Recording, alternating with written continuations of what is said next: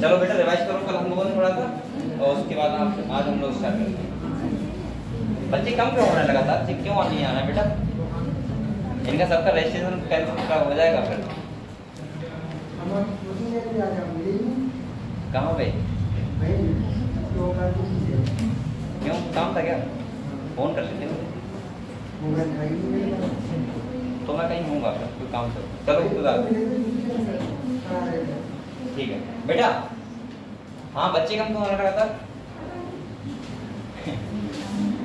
पता नहीं। चलो अभी तो टाइम है ना, आते होंगे बहुत। हम लोगों ने कल क्या क्या पढ़ा, किडनी के बारे में पढ़ लिया ना। इसके बाद मैंने आपको बताया था 3 स्टेप होते हैं यूरिन फॉर्मेशन की, जिसमें हम लोगों ने पढ़ा सबसे पहले क्या बताया, अल्ट्रा फिल्ट्रेशन, दूसरा क्या बताया, रीएब्जॉर्प्शन, और तीसरा बताया सीक्रेशन। ठीक है, हमने किडनी के बारे में पढ़ा। इसके बाद हमने ये पढ़ा कि 2 यूरेटर होते हैं, एक क्या होता है यूरिनरी ब्लैडर, और नेफ्रॉन के हमने पार्ट पढ़े। ठीक है, मैंने आपको बताया नेफ्रॉन में क्या क्या होता है, ग्लोमेरुलस होता है, इसके बाद बूमेंस कैप्सूल होता है, पीसीटी प्रॉक्सिमल कॉन्वोल्यूटेड ट्यूब्यूल्स होता है, इसके बाद मतलब मैंने बताया हेनले लूप, जिसमें एक क्या होता है असेंडिंग और एक होता है डिसेंडिंग, ये हमने देखा था। इसके बाद हमने देखा था डीसीटी वाला पार्ट होता है, इसका नाम होता है डिस्टल कॉन्वोल्यूटेड ट्यूब्यूल्स, और इसके बाद हमने देखा था कलेक्टिंग डक्ट। ठीक है, ये सब हम लोगों ने पढ़ा था। इसके बाद मैंने कहा था नेफ्रॉन के अलग अलग पार्ट के अलग अलग फंक्शंस होते हैं। ठीक है, जैसे अभी हम लोग मैंने पहले आपको पढ़ाया अल्ट्रा फिल्ट्रेशन, उसमें किसका काम था, मेल्पिगिन ट्यूब्यूल्स यानी कि ग्लोमेरुलस और वुमेन्स कैप्सूल। वहां पे हमने देखा चाह नहीं क्या, चलो आने दो तब तक आप रिवाइज करो बेटा। ठीक है, किसी भी डाउट हो मुझसे क्लियर करो, और आप लोग मेहनत से पढ़ाई करते रहो बेटा। नीट ऐसा नहीं होगा कि आप लोग एक दिन आओगे एक दिन नहीं आओगे। नीट के लिए आपको 365 दिन पूरे देने होंगे। कितने दिन होते हैं, 365 364 हाँ, तो आप लोगों को बेटा पूरे 364 दिन है जो वो पूरे आपको पढ़ना पड़ेगा, और आप लोग कंटिन्यू मेहनत करते रहो। और सभी लोगों के पास क्वेश्चन बुक है, ऐसा तो कोई बच्चा नहीं इसका क्वेश्चन बुक नहीं है। ऐसा कोई बच्चा है यहाँ पे जिसके पास क्वेश्चन बुक नहीं है? सबके पास है बेटा, क्वेश्चन बुक खरीद लो, वरना आप क्वेश्चन कैसे लगाओगे। ज्यादा नहीं करो तो अभी आप लोग वो भी खरीदना स्टार्ट कर दो। प्रीवियस ईयर के जो क्वेश्चन पेपर आते हैं वो पूरा खरीद लो, एक बायोलॉजी का, एक केमिस्ट्री का, एक फिजिक्स का, जिससे आपको आइडिया हो जाएगी क्या कहाँ से क्वेश्चन उठाए गए।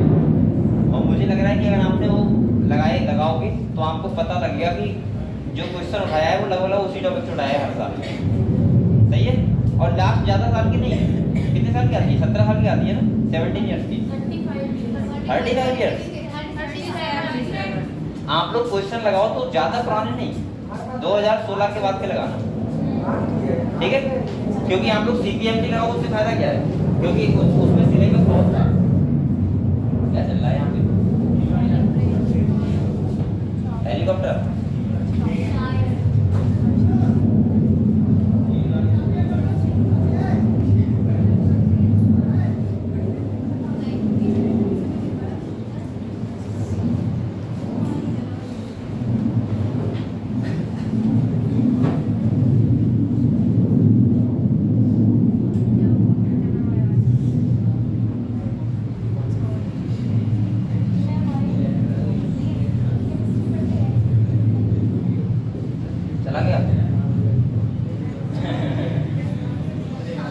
आप लोग बेटा क्वेश्चन लगाओ। हाँ, तो मैं ये कह रहा था कि अगर आप क्वेश्चन लगाओ तो 2016 के बाद की लगाना। ठीक है, जब से नीट स्टार्ट हुआ है। अगर आप लोग पहले के लगाओगे उससे फायदा नहीं है। सीपीएमटी में तो बहुत डीपली मतलब बहुत उस टाइम सिलेबस बहुत था। आपने वो किताब देखी होगी, देखी है आपने, उसे क्या बोलते हैं तो भूल भी गया मैं, एररलेस थी वो, क्या नाम उसका, अरे इतने मोटा बुक होता है, एक फर्स्ट एक वॉल्यूम सेकंड, उसका वो मैंने 6 किताब खरीदी थी, वहाँ यहाँ के बच्चों ने देखी तो वो खरीदेगा करते हैं।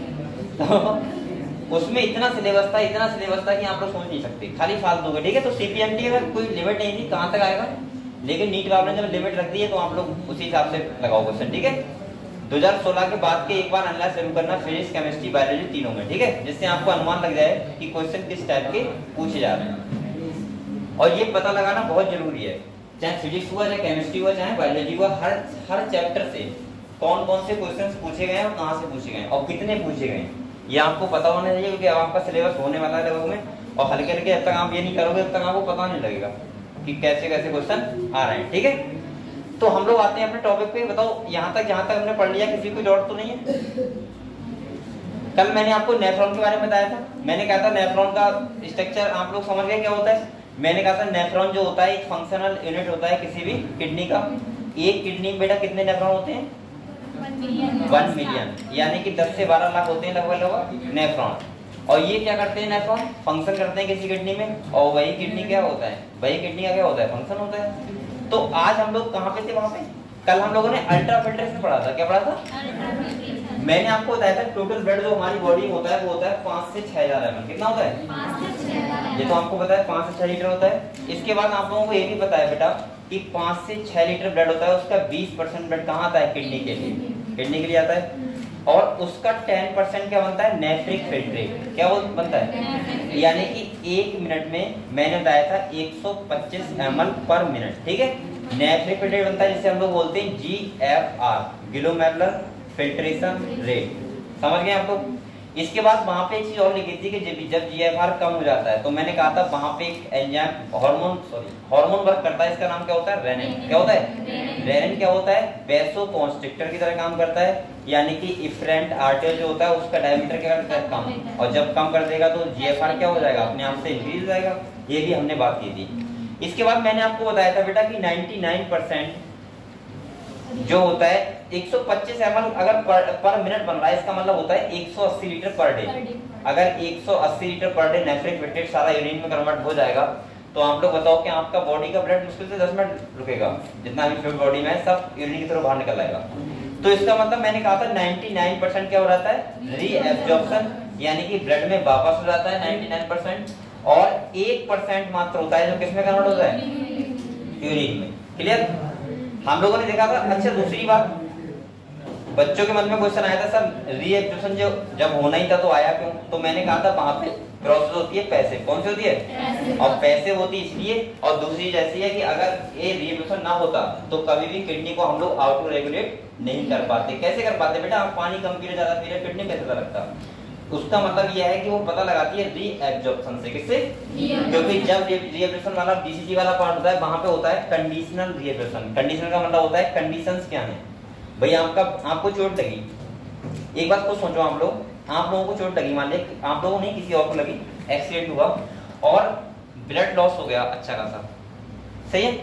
तो क्या आपको लग रहा है उसके ब्लड में, उसके बॉडी में ब्लड की कमी हो जाएगी? कि ब्लड कम थोड़ा ना हो जाएगा, कम ब्लड उतना ही रहेगा। अब उसमें होता क्या है? उस केस में क्या होता है? कुछ हार्मोन्स होते हैं जो वर्क करते हैं, और वो हार्मोन्स क्या करते हैं? किडनी से रीएब्जॉर्प्शन बढ़वा देते हैं। क्या बढ़वा देते हैं? रीएब्जॉर्प्शन। और जब रीएब्जॉर्प्शन बढ़ जाएगा तो यूरिन कैसी हो जाएगी? कंसंट्रेट। और यूरिन कंसंट्रेट हो जाएगी तो इसका मतलब आपने देखा तो आपका ब्लड कैसा रहेगा? पूरा जितना होता है। ठीक है, तो कहीं ना कहीं, लेकिन हाँ कुछ ऐसा हो सकता है कि जब, अब ऐसा तो है नहीं कि भाई जो आपका नेफ्रिक फिल्ट्रेट है उसमें क्या है? RBC WBC है, उनको बनाने के लिए यहाँ पर रिकवरी टाइम तो लगता है, लेकिन लगभग हमारा किडनी कोशिश करता है कि हमारा जो ब्लड वॉल्यूम है वो कैसा रहे? पूरा रहे, मतलब हमारी बॉडी में इतना रहे उतना ही रहे। वरना बेटा आपसे कहा जाता है कि आप 5 से 6 लीटर पानी पियो, क्या आपको पीते हो? उतना नहीं पीते हो। अगर आप 1 लीटर भी दिन में पियोगे तब भी आपका ब्लड वॉल्यूम उतना ही रहेगा, और आप 5 लीटर पियोगे तब भी ब्लड वॉल्यूम उतना ही रहेगा। यानी कि आपका यूरिन अगर आप ज्यादा पियोगे ज्यादा बन जाएगा और कम पियोगे तो कम। ये क्यों हो पाता है?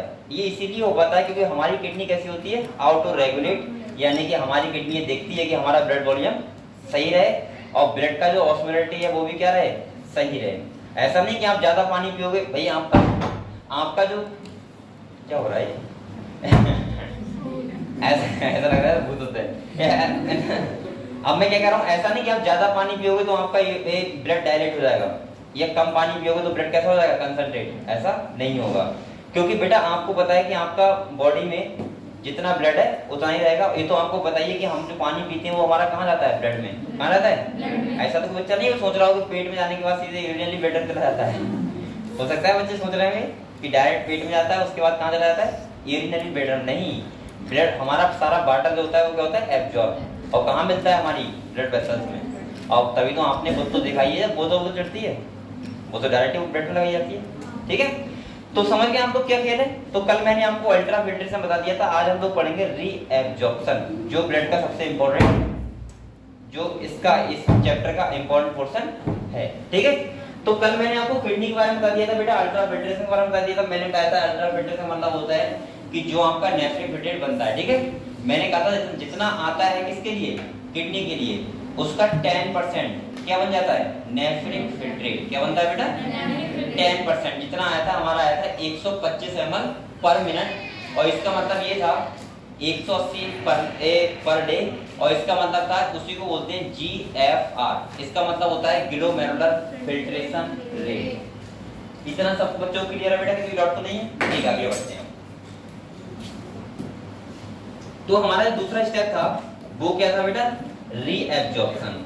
क्या था,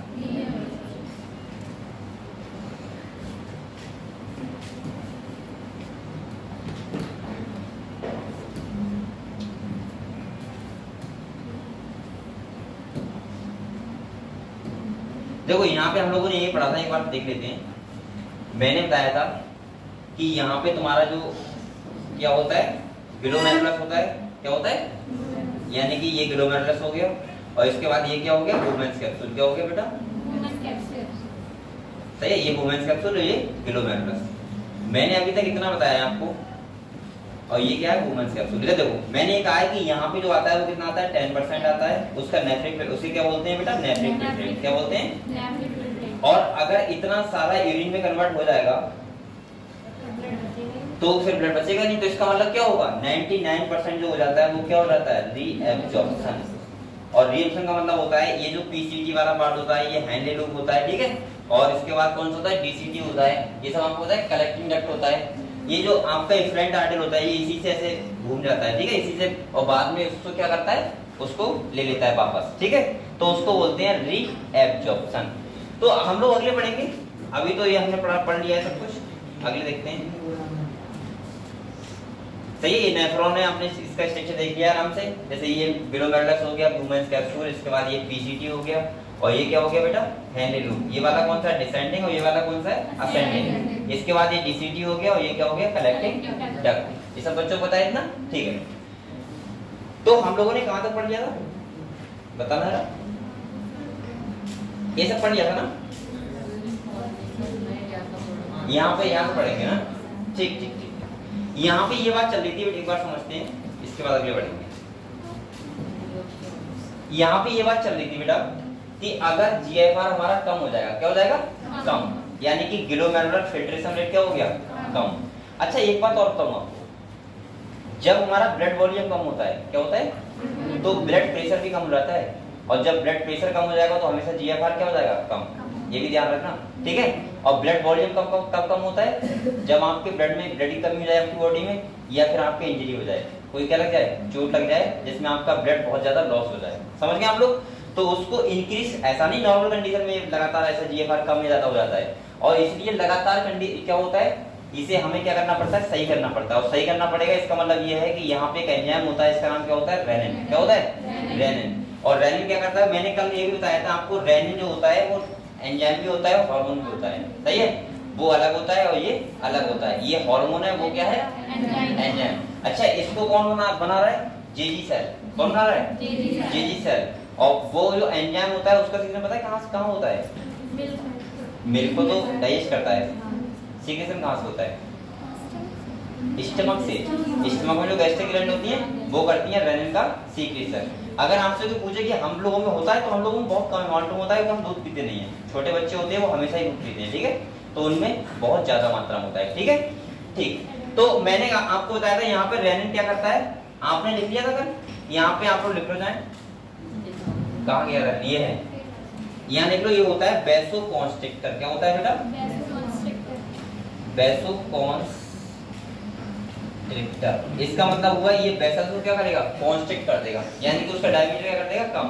और जब एक तरफ का डायमीटर और कम हो जाएगा और एक तरफ का ज्यादा है, तो हमेशा जीएफआर क्या होगा, बढ़ जाएगा। समझ गए आप लोग? ठीक है, अगली जो कह रहा है, ah temperature of the volume of the filtrate form per day 180 litre per day. मैंने आपको बताया था ये किसकी बात हो रही है, नेफ्रिक फिल्ट्रेट। किसकी हो रही है, नेफ्रिक फिल्ट्रेट। का मतलब क्या है बेटा, ऐसा फिल्ट्रेट जो अभी फिल्टर हुआ है, यानी कि किससे, ग्लोमेरुलस से वुमेन्स कैप्सूल में, उसे क्या बोलते हैं, नेफ्रिक फिल्ट्रेट, जो कितना आता है 180 लीटर पर डे। अगले कह रहा है with that of the urine release कितनी होती है बेटा, 1.5 लीटर, 1.5 लीटर लगभग। तो कह रहा है suggest that nearly 99% of the filtrate has to be reabsorb by the renal tissues, यानी कि ये कह रहा है कि जो 99% होता है उसका क्या हो जाता है, रीएब्जॉर्प्शन। अगले कह रहा है दिस प्रोसेस इज कॉल्ड, क्या बोलते हैं इसको, रीएब्जॉर्प्शन। समझ गए आप लोग, यानी कि जो नेफ्रिक फिल्ट्रेट आया है उसका 99% वापस जाना क्या कराता है, रीएब्जॉर्प्शन। अगले कह रहा है tubular epithelial cell in different segment of nephron perform this either by active और पैसिव मैकेनिज्म। अब यहाँ पे कह रहा है ऐसा नहीं कि रीएब्जॉर्प्शन जो होगा वो एक्टिव प्रोसेस होगा या पैसिव। से पहले आपको ये बताओ एक्टिव और पैसिव प्रोसेस जानते हो क्या होता है। एक्टिव का मतलब होता है जहाँ पे एनर्जी की रिक्वायरमेंट हो, ठीक है। पैसिव का मतलब जहाँ पे एनर्जी की रिक्वायरमेंट ना हो। मैंने कहा था पैसिव ट्रांसपोर्ट हमेशा वहां होता है जहाँ high concentration to low concentration, तो वहां पे अपने आप हो जाएगा। और जहाँ पे एक्टिव, अगर हम बात करें एक्टिव की, तो वहां पे होता है हमेशा low concentration to high concentration. और जब ऐसा करवाना होता है तो हमेशा वहां पे क्या होती है, एनर्जी की रिक्वायरमेंट होती है। तो यहाँ पे कुछ चीजें तो ऐसी होती हैं जो नॉर्मली हम बोल सकते हैं डिफ्यूजन से हो जाती है, ठीक है, रिप्टर हो जाती है, लेकिन कुछ चीजें ऐसी होती हैं हमें यहाँ पे एक्टिवली भी ट्रांसपोर्ट करवाना होता है। अब ये कह रहा है बेटा for example substance like glucose हो गया, अमाइनो एसिड हो गए, सोडियम आयंस हो गए, ETC in the filtrate are reabsorb actively. अब इसे बेटा यहाँ स्टार बनाओ, इंपॉर्टेंट है, ठीक है, ध्यान रखना है आपको। और कह रहा है whereas the nitrogenous based हो गया are absorb by passive transport. Reaction of water also occurs passively in the initial segment of the nephron. तो ये वाला पोर्शन इंपॉर्टेंट है, यहाँ पे स्टार बनाओ। सेगमेंट आपको स्टेटमेंट में क्वेश्चन दे देगा, आपसे पूछेगा कि बताओ कौन सी चीजें हैं इसका एक्टिवली ट्रांसपोर्ट होता है और कौन सी चीजें हैं इनका कैसा होता है, पैसिवली। समझ गए। तो यहाँ पे एक्टिवली कौन कौन हो रहा है बेटा, ग्लूकोज, अमाइनो एसिड और सोडियम आयंस। ध्यान डालन करो, क्वेश्चन हर जगह से नहीं बनता है, क्वेश्चन जहां से बनता है वहीं से बनता है, ठीक है। वो चीजें आपको क्लियर करना है हर चैप्टर में।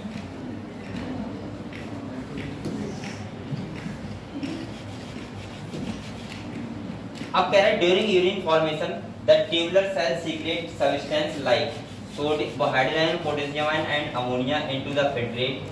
Tubular secretion is also an important step in urine formation as it help in the maintenance of ionic and acid base balance of body fluid. यहाँ पे ये कह रहा है बेटा कि यहाँ पे जो सोडियम आयंस हो गए, पोटेशियम आयन हो गए, इतने भी साल्ट हो गए, ये इलेक्ट्रोलाइट्स हो गए, ये सारे क्या करते हैं ब्लड में हमारे, क्या करते हैं, आयनिक बैलेंस क्या करते हैं, जिससे जो हमारा ब्लड होता है उसकी ऑस्मोलिटी क्या है, मेंटेन रहे। आप लोगों को ये भी पता होगा हाइड्रोजन कम हो रहा है मान लिया, सपोज मानो ब्लड में, तो अभी मैंने पढ़ाया था इससे पहले पढ़ाया था breathing and exchange of gases. आप बताओ हाइड्रोजन कम हो रहा था तो क्या हो रहा था, क्या हो रही थी, बताओ कॉन्फिडेंस से बोलो। मैंने वहां पे कंडीशन लिखवाई थी आपको एक्सचेंज ऑफ गैसेस वाली जगह पे, ठीक है। एक जगह मैंने ये बताया था कि जहाँ पे पार्ट से प्रेशर ऑक्सीजन में क्या रहे ज्यादा और बकाया सब क्या रहे कम, तो वहां पे हीमोग्लोबिन बनेगा, क्या होगा, यानी कि हीमोग्लोबिन से यानी ऑक्सीजन बाइंड होगा, जिस कंडीशन को बोलते हैं ऑक्सी हीमोग्लोबिन, हीमोग्लोबिन सैचुरेशन होगा। अब सोचो अगर ब्लड में हाइड्रोजन कंटेंट कम हो जाए तो इसका मतलब दिक्कत होगी, यानी कि ऑक्सीजन क्या नहीं होगा, बाइंड नहीं होगा, और CO2 क्या नहीं होगा, रिलीज नहीं होगा, कहाँ पे, एल्वेलाई में। समझ गए। तो इसीलिए आयंस का होना बहुत ज्यादा जरूरी है ब्लड में, जिससे आयनिक बैलेंस पूरा रहे। एक साफ सुथरा जल्दी क्या रहता है, बहुत अच्छा हो रहा है। तो आप लोग ये सब समझ गए बेटा। अगले हम लोग जो सबसे इंपॉर्टेंट हमारा टॉपिक है वो है फंक्शन ऑफ द टिश्यूज। अब यहाँ पे समझो क्या है। अच्छा, ये पीलीभीत का सबसे बड़ा कॉलेज है ना, सबसे बड़ा यही तो है पीलीभीत का, मुझे लग रहा है पीलीभीत नहीं यूपी का सबसे बड़ा होगा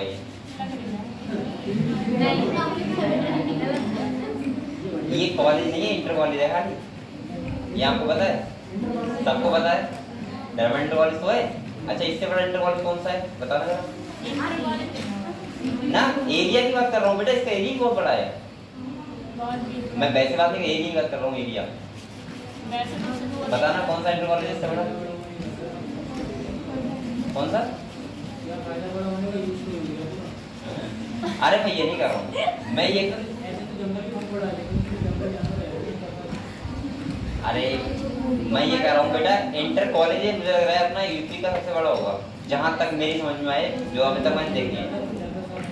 पहले इसका ग्राउंड देखो कितना बड़ा है, ग्राउंड देखो, फिर ये कहाँ तक फैला है। अच्छा मैंने सुना है ये वहाँ तक फैला हुआ है, अभी और किन तक है, कुछ जगह इसकी बेच दी है इन लोगों ने, ऐसा हुआ है ना। तो इस वजह से ये काफी मतलब एरिया में है, लेकिन यहाँ का जो रिकॉर्ड है वो भी अच्छा रहा है, आप लोग पता है ये बात। पहले बेटा यहाँ से बहुत अच्छे एमपीएस बन के गए इस कॉलेज से इंटर करे हुए। हमारे नवाबगंज में एक हॉस्पिटल है, doctor A Maya hospital, doctor A Mubarak, वो यहीं से तो इंटर किया था उन्होंने। यहाँ पे अच्छा, तो इसका मतलब रिकॉर्ड भी अच्छा है इस कॉलेज का नरमंड में। अच्छा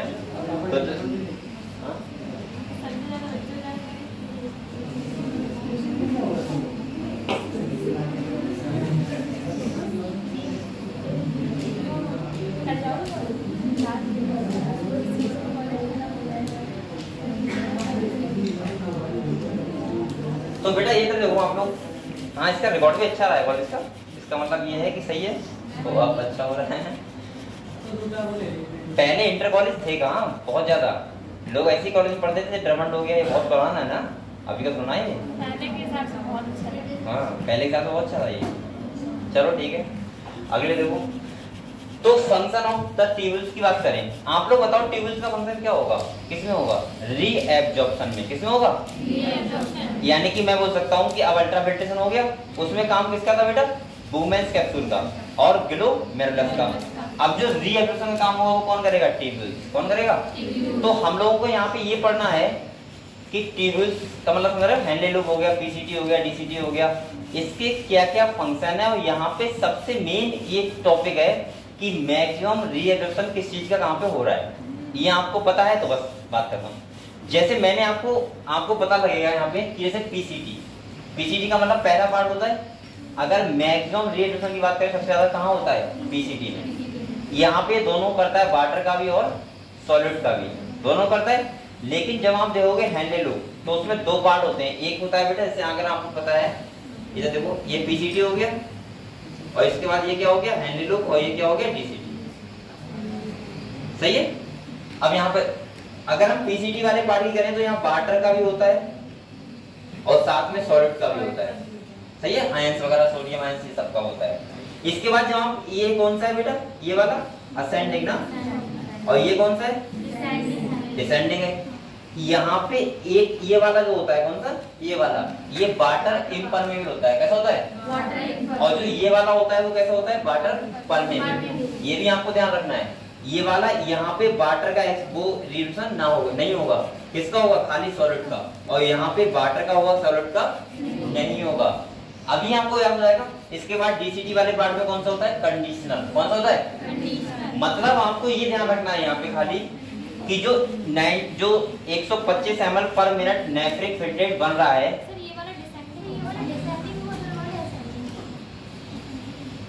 अरे तो उसका मतलब मैं भूल जाता हूँ बार बार। डीएचएल का मतलब डिसेंडिंग मतलब नीचे जाना, और असेंडिंग मतलब हम आगे समझ रहा था, असेंडिंग मतलब नीचे जाना। चलो ठीक है, ये देखो।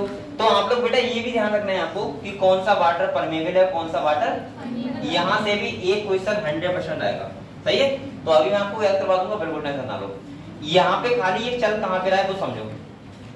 125 ml पर मिनट नेफ्रिक फिल्ट्रेट आया, क्या आया, 125 ml पर मिनट क्या आया, नेफ्रिक फिल्ट्रेट। जो प्रोसेस थी कौन सी, अल्ट्रा फिल्ट्रेशन। कौन सी थी, सही है। नेफ्रिक फिल्ट्रेट कहाँ पे आया, इस वाले पोर्शन में, यहाँ पे आ गया। अब मैंने कहा था यहाँ पे आके 99% क्या होना है बेटा, रीएब्जॉर्प्शन होना है, मतलब चीजों को वापस जाना है। और जब चीजें वापस जाएंगी तो इसका मतलब ये हुआ कि हम लोगों को पता भी तो होना चाहिए कौन से ट्यूब्यूल से, यानी कौन से पार्ट से नेफ्रॉन के कितना रीएब्जॉर्प्शन किस चीज का हो रहा है, तो ये बहुत जरूरी पता होना है। तो ये हम लोग समझते हैं, ठीक है। जैसे आप लोग सबसे पहले हम लोग पढ़ते हैं प्रॉक्सिमल कॉन्वोल्यूटेड ट्यूब्यूल्स, यानी कि पीसीटी वाला रीजन समझ रहा है कौन सा बेटा। अगर यहाँ पे मैं बताऊं तो आप लोग ये तो बताइए, ये क्या था, ये तुम्हारा ऐसे करके वो हो गया,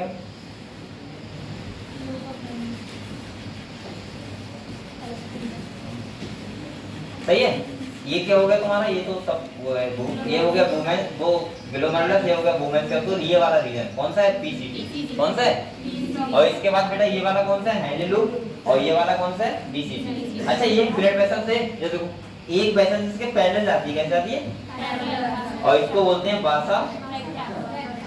अभी इसका जिक्र होगा कहाँ, जब हम लोग पढ़ेंगे काउंटर करंट मैकेनिज्म, जहाँ पे हमारे पास ये एबिलिटी होती है कि हम अपनी यूरिन को कंसंट्रेट कर सकते हैं, लेकिन हर कोई नहीं कर सकता।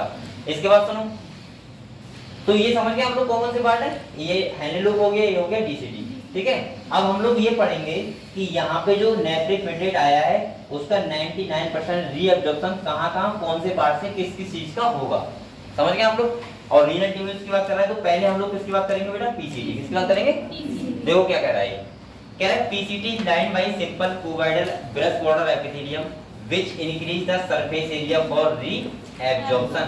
मैंने आपको ये बात बहुत बार बताई है कि अगर कोई चीज कहीं पे भी घूमी हुई है, कैसी है, तो उसका काम ही होता है इंक्रीज सरफेस एरिया। क्या होता है बेटा, इंक्रीज सरफेस एरिया। जैसे आपने देखा था बिलाई, पता है आप लोगों को, क्या बताओ, जो इंटेस्टाइन होती है उसके अंदर होता है फोल्डिंग होती है, जिसे क्या बोलते हैं, बिलाई। और बताओ स्टमक में होते हैं क्या बोलते हैं, रुगे, ये तो बोलते हैं। इसके बाद और कहाँ पे होता है बताओ, माइटोकॉन्ड्रिया, उसके इनर मेम्ब्रेन होती है फोल्डिंग, उसको क्या बोलते हैं, क्रस्टी। जहां पे भी ये फोल्डिंग्स हो, ध्यान रखना बस, उसका मकाम होता है इंक्रीज सरफेस एरिया। एक बार अभी लास्ट ईयर क्वेश्चन आया था इसमें, आपने वो पढ़े बायोरिएक्टर, अब पढ़ेंगे हम लोग, वैसे तो 12th का पोर्शन है, ठीक है, बाद में पढ़ेंगे। आपको ध्यान होगा बायोरिएक्टर में एक पोर्शन है, वो बायोटेक में, जो बायोटेक है बायोटेक्नोलॉजी रीजन, उसमें टैंक है 2 टाइप के, है आपको पता, 2 टाइप के टैंक है, एक है वो वाला जैसे चरखी वाला, और एक है नॉर्मल वाला। तो यहाँ पे वहां पे डायग्राम दिया था, एसिड के जो वाटर था वो एसिड का था बना हुआ, तो उसने पूछा था बताओ इसका काम क्या है, तो इसका भी काम यही था, इंक्रीज सरफेस एरिया। समझ गए हम लोग। आप लोग खुद बताओ बेटा, अगर कोई चीज यहाँ से यहाँ तक मेरे पास एक जगह है खाली, एक में रस्सी ऐसे करके रखूं और एक में रस्सी कैसे रखूं, ऐसे करके, आप लोग बताओ कौन सी रस्सी बड़ी होगी, ऊपर वाली बड़ी होगी। तो आप लोग बताओ, तो इसका सरफेस एरिया ये वाला इंक्रीज नहीं होगा क्या, इसीलिए होता है ऐसा, सही है। तो जहां भी फोल्डिंग होती है उसका मतलब यही होता है इंक्रीज सरफेस एरिया। तो अगले आप भूलना मत बेटा कभी भी। तो ये कह रहा है कि यहाँ पे कैसा होता है, मतलब घुमा हुआ होता है और एक फोल्डिंग्स होती है, इसीलिए इसको बोलते हैं increase the surface area for reabsorption, यानी कि सरफेस एरिया को क्या करेगा, इंक्रीज करेगा। दूसरा समझो, कहला nearly all of the essential nutrients and, अब यहाँ पे अंडरलाइन करो, 70 से 80% of electrolytes and water are reabsorbed by this segment. इसका मतलब ये हो रहा है 70 से 80% जो इलेक्ट्रोलाइट्स और वाटर हैं उनका रीअब्जॉर्प्शन कहां से हो रहा है, पीसीटी वाले पार्ट से। मतलब ये हुआ मैक्सिमम, मैं बोल सकता हूं मैक्सिमम रीअब्जॉर्प्शन जो होता है वो कौन से पार्ट से होता है, पीसीटी वाले पार्ट से। समझ गए हम लोग। अगले देखो, कह रहा है PCT also help to maintain the pH and ionic balance of the body fluid, body fluid मतलब ब्लड हमारा, by selective secretion of hydrogen ions and ammonia into the filtrate and by absorption of bicarbonate ion। यानी कि यहाँ से जितने भी ions होते हैं, इसका मतलब, और जो जितने भी तुम्हारा पीएच मेंटेन के लिए हाइड्रोजन आयंस वगैरह ये सब चीजें होती हैं, वाटर होता है, इन सब का जो रिएक्शन होता है वो किसके द्वारा होता है, पीसीटी के द्वारा। एक भाषा में ऐसे बोल सकते हो समझने के लिए कि सॉल्यूट और सॉल्वेंट दोनों का रिएक्शन होता है कौन से पार्ट से, पीसीटी वाले पार्ट से, सही है। तो आप लोग लिख सकते हो ये बात, मैक्सिमम रीअब्जॉर्प्शन जो होता है वो कौन से पार्ट से होता है, पीसीटी वाले पार्ट से, ठीक है। आप लोग बेटा एक बात और ध्यान रखना, रीअब्जॉर्प्शन का मतलब पता है क्या हो रहा है, दोबारा वापस चीजों को लेना, पहले दिया था उन्होंने, अब दोबारा ले रहे हैं। एक होता है एब्जॉर्प्शन, वो हम कहाँ पढ़ते हैं, डाइजेशन में, ऐसे पढ़ते हैं एब्जॉर्प्शन, ठीक है। अच्छा आप लोगों से क्वेश्चन करूंगा आपका, कोई बच्चा बताएगा मैक्सिमम वाटर का एब्जॉर्प्शन कहाँ से होता है, कौन से पार्ट से होता है, लार्ज इंटेस्टाइन। और मैक्सिमम एब्जॉर्प्शन कहाँ से होता है, पूरा इलियम वाले पार्ट से, पता है आपको, हाँ सही, चलो यार तो आएगा इधर देखो। तो आप लोग पहले बताओ पीसीटी काम समझ गए, 70 से 80% यहाँ पे इलेक्ट्रोलाइट्स, वाटर, इन सब का जो रिएक्शन हो रहा है वो किससे हो रहा है, पीसीटी वाले पार्ट, यानी कि मैक्सिमम रिएक्शन हो रहा है, ठीक है। आगे देखो, हम लोग बात करते हैं बेटा हैंडल लूप की, इसकी करते हैं अब हैंडल लूप की अगर हम बात करें तो ये वाला कौन सा है, EHL। अब तो सही है, ये कौन सा है और ये कौन सा है, बार बार गलत क्यों कर रहा हूं,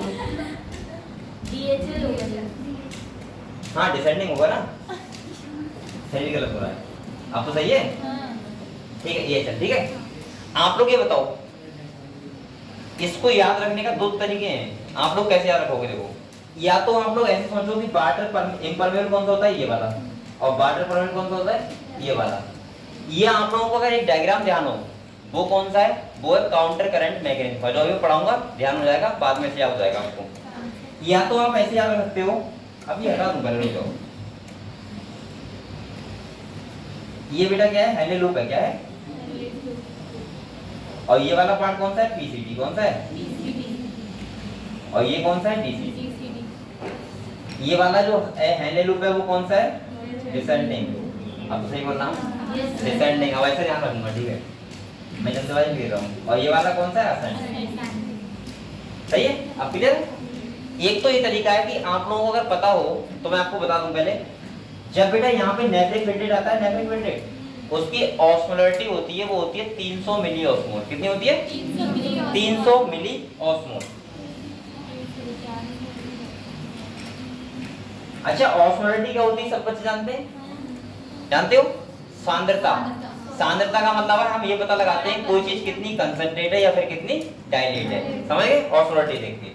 तो यहाँ पे कह रहा है 300 मिली ऑस्मोल, ऑस्मोल इसकी क्या है, ऑस्मोलरिटी है, सही है। जब नेफ्रिक फिल्ट्रेट आता है तब, जब ये यहाँ से इधर जाता है, इधर देखो, तो हमेशा ऑस्मोलरिटी क्या होती है, बढ़ती है।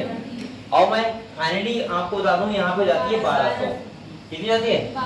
अब आप लोग बताओ, अगर ऑस्मोलरिटी बढ़ी है तो इसका मतलब यूरिन कंसंट्रेट हुई है, कैसे हुई है, कंसंट्रेट हुई है।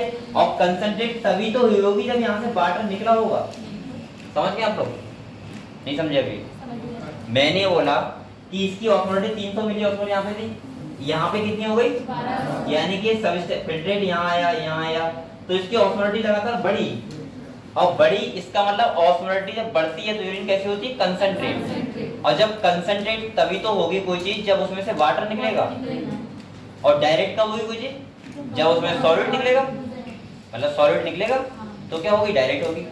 तो इसका मतलब मुझे ऐसे ध्यान रहेगा यहाँ पे कि ये कैसा होता है बेटा, वाटर परमेबल, कैसा होता है, तो यहाँ पे मैं लिख सकता हूँ वाटर परमेबल। इसका मतलब ये हुआ कि यहाँ से क्या बाहर निकलेगा, वाटर, क्या निकलेगा बेटा, और इसीलिए हमारी यूरिन कैसे हो रही है, कंसंट्रेट। दूसरी जगह जाएं, अगर हम ऊपर जाते हैं, जब कैसे जाते हैं, तो इसकी ऑस्मोलरिटी फिर से कम हो जाती है, 300 जाती है। इसका मतलब ये हुआ कि यहाँ पे अब क्या निकला बताओ, सॉलिड। हाँ मतलब भाई सॉलिड निकला, यानी कि ये वाला जो होगा वो कैसा होगा, वाटर इम्परमेबल, कैसा होगा बेटा, बस ऐसे ध्यान रखना, बात खत्म, समझ गए। तो ऐसे आपको ध्यान रहेगा कौन सा वाला वाटर परमेबल है, कौन सा वाला वाटर। और यहाँ से भी एक क्वेश्चन स्टेटमेंट में वो 100% देगा, 100% बिल्कुल। तो इसीलिए अभी ध्यान रख लो कि कैसे आपको ध्यान रखना है। और एक बार ऐसे भी पेपर में कर लेना, डिसेंडिंग, वरना मेरी तरह कर दो नहीं। ठीक है, तो ये पढ़े, ठीक है। देखो कह रहा है handle loop reaction in minimum in its ascending limb. अब ये कह रहा है मिनिमम किसमें हो रहा है, असेंडिंग। असेंडिंग कौन सा है, सही है। However, this region plays a significant role in the maintenance of high osmolarity. आप लोग बताओ कहाँ बात चल रही है, ascending limb. However, this region plays a significant role in the maintenance of high osmolarity of a medullary interstitial fluid. आप देखो, इधर देखो बेटा, यहाँ पे समझो, ये यहाँ पे क्या बोला है, ये बोला है medullary interstitial fluid। इसका मतलब क्या है, देखो आप लोगों को पता है बेटा, ये क्या है, ये है तुम्हारा हैंडल लूप, क्या है,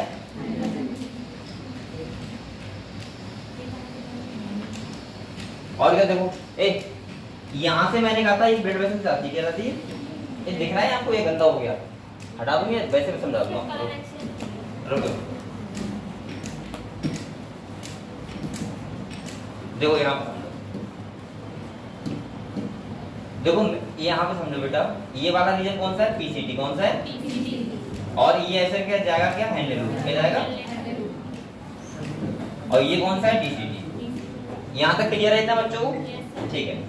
इसके बाद आप लोग बताओ बेटा ये वाला पार्ट कौन सा है, ये वाला डिसेंडिंग कौन सा है, सही बोल रहा हूँ, ये वाला कौन सा है डिसेंडिंग और ये वाला कौन सा है असेंडिंग। ये बात समझ गए आप लोग, इतना पता है आप लोगों को। दूसरा मैंने कहा था यहाँ से एक वेसल इसके पैरेलल चलती है, कैसे चलती है बेटा, इसके पैरेलल चलती है,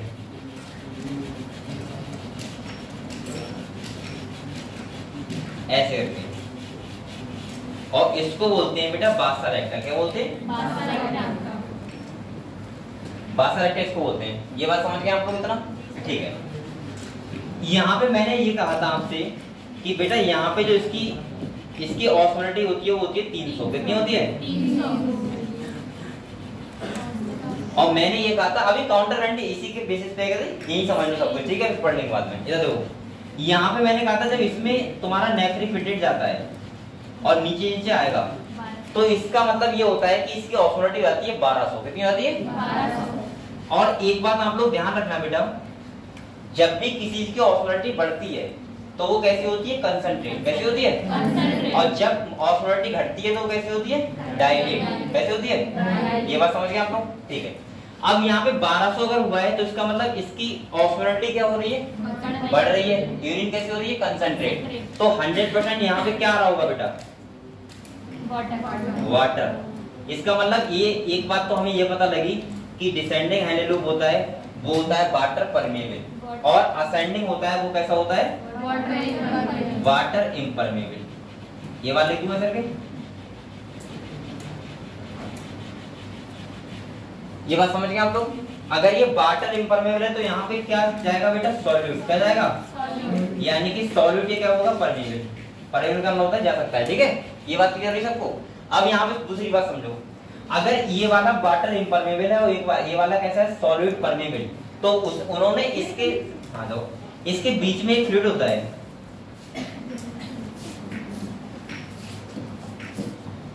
यहाँ पे क्या होता है, फ्लूइड, जिसे बोलते हैं इंट्रा सेलुलर। नहीं, अभी क्या हुआ नाम था, मेडुलरी फ्लूइड।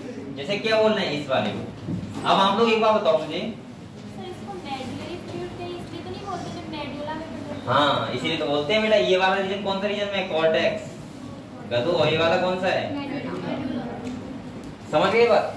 अब आप लोग बताओ वहां पे, अब आपको समझ में आ जाएगा वो क्या लाइन लिखी थी। वहां पे लिखा था, आप लोग बताओ बेटा, जब इसकी ऑस्मोलिटी यहाँ के फिर से कितनी जाती है, 300, तो आप लोग बताओ यहाँ से बाहर क्या निकला होगा, सॉलिड निकला होगा।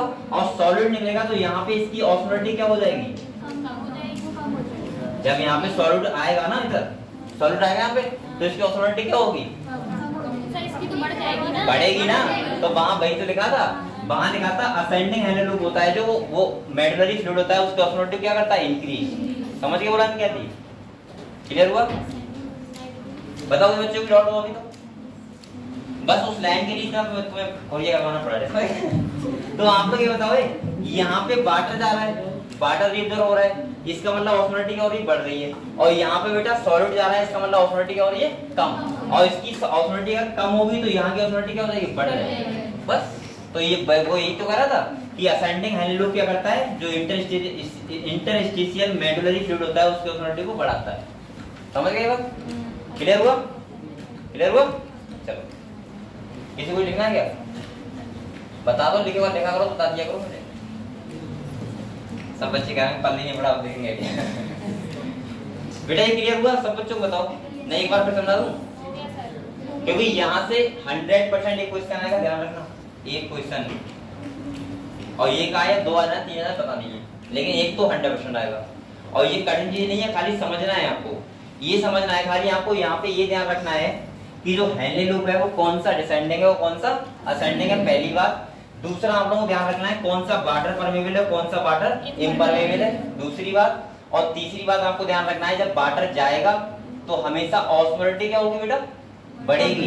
यूरिन कैसे होगी, कंसंट्रेट। और जब वाटर सॉल्यूट जाएगा तो हमेशा क्या होगी, ऑस्मोलिटी कम।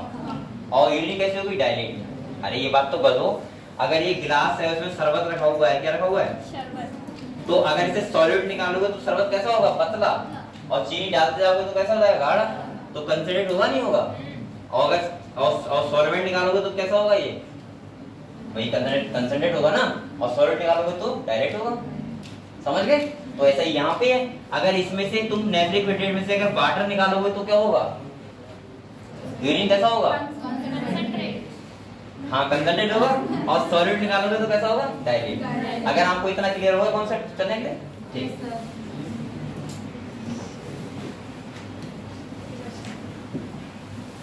तो बेटा देखो यहाँ पे क्या बोला था, अब आपको बहुत चीज पढ़ने पड़ेगा।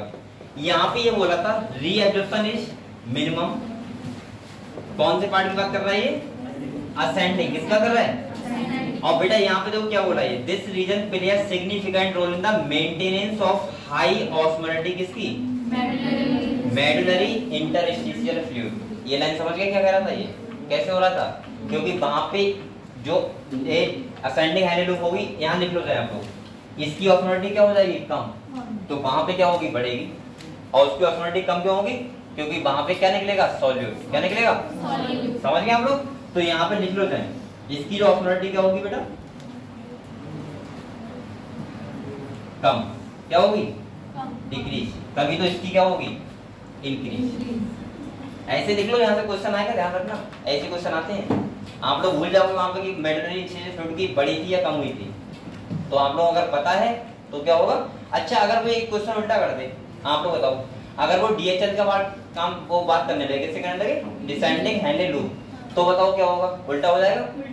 यानी कि इसकी क्या होगी? डिक्रीज, और उसकी क्या होती है? इंक्रीज। बस कैसा भी क्वेश्चन देते हैं आपको इतना पता होना चाहिए। समझ गए? ठीक है। अगले देखो, कह रहा है descending limb of Henle loop. Descending कौन सा वाला है? ये वाला। कौन सा वाला है बेटा? ये वाला कौन सा है? डिसेंडिंग। तो यहाँ पे कह रहा है descending limb of loop of Henle is permeable to water but impermeable, almost impermeable to electrolyte. ये भी लाइन इंपॉर्टेंट है। यहाँ से मुझे लग रहा है 2 क्वेश्चन तो उसे देने चाहिए 100%। अगर सही पेपर वाला होगा तो उसे स्टेटमेंट में यहाँ बच्चे घूम जाते हैं जल्दी, और वो ध्यान नहीं रखते हैं बहुत चीजें, ठीक है? लेकिन आप लोगों को सही से पढ़ा होगा तभी ध्यान रखोगे। तो यहाँ पे कह रहा है बेटा हैंडल लूप परमेबल क्या होता है? ये वाला वाटर परमेबल होता है, और सॉलिड क्या होता है? इम्परमेबल। अगर आप लोग बताओ यहाँ से वाटर लगातार रीअब्जॉर्ब हो रहा है, वाटर क्या हो रहा है? रीअब्जॉर्ब। तो आप लोग बताओ इस नेफ्रिक फिल्ट्रेट की कंसंट्रेट होगा या डायरेक्ट होगा? कंसंट्रेट, क्योंकि इसकी ऑस्मोलिटी क्या हो रही है? लगातार बढ़ रही है, और 300 से कितनी हो गई? 1200। समझ गए? ठीक है। अगले देखो, कह रहा है this concentrate the filtrate as it move down. बात वही है, कह रहा है देखो concentrate the filtrate as it move down, नीचे जाएगा। अगले कह रहा है the ascending limb is impermeable to water but allow transport of electrolyte. अब उल्टा हो गया, जब हम लोग ऊपर जाएंगे तो इसका मतलब क्या होगा? इसकी ऑस्मोलिटी मैंने कहा था फिर से 300 हो जाएगी, तो इसका मतलब ये हुआ कि यहाँ से अब क्या निकलेगा? सॉल्यूट, और वाटर यहाँ से नहीं। इसका मतलब ये वाला होता है वाटर इम्परमेबल, ये होता है वाटर परमेबल। क्लियर? क्लियर हुआ? ठीक है। बट इसमें ऐसा क्या होता है जो यहाँ से वाटर ही निकलता है और यहाँ से सॉल्यूट? ये यही तो होती है काउंटर करंट मैकेनिज्म। अगर ऐसा नहीं होता, इसमें कुछ तो ऐसा होता होगा जिसकी वजह से ये हो रहा है। अगर सुनो अब ऐसा तो एक अजीब क्वेश्चन हो गया, तो ऐसा क्यों होता है? लेकिन अगर ऐसा होता है तो इसीलिए तो हमारी जो यूरिन होती है वो कंसंट्रेट होती है। दूसरा ये इसलिए हो सकता है क्योंकि यहाँ पे बासा रेक्टा जो ये हैंडल लूप है, इसका काउंटर करंट वाला जानते क्या होता है? Opposite direction. सही है?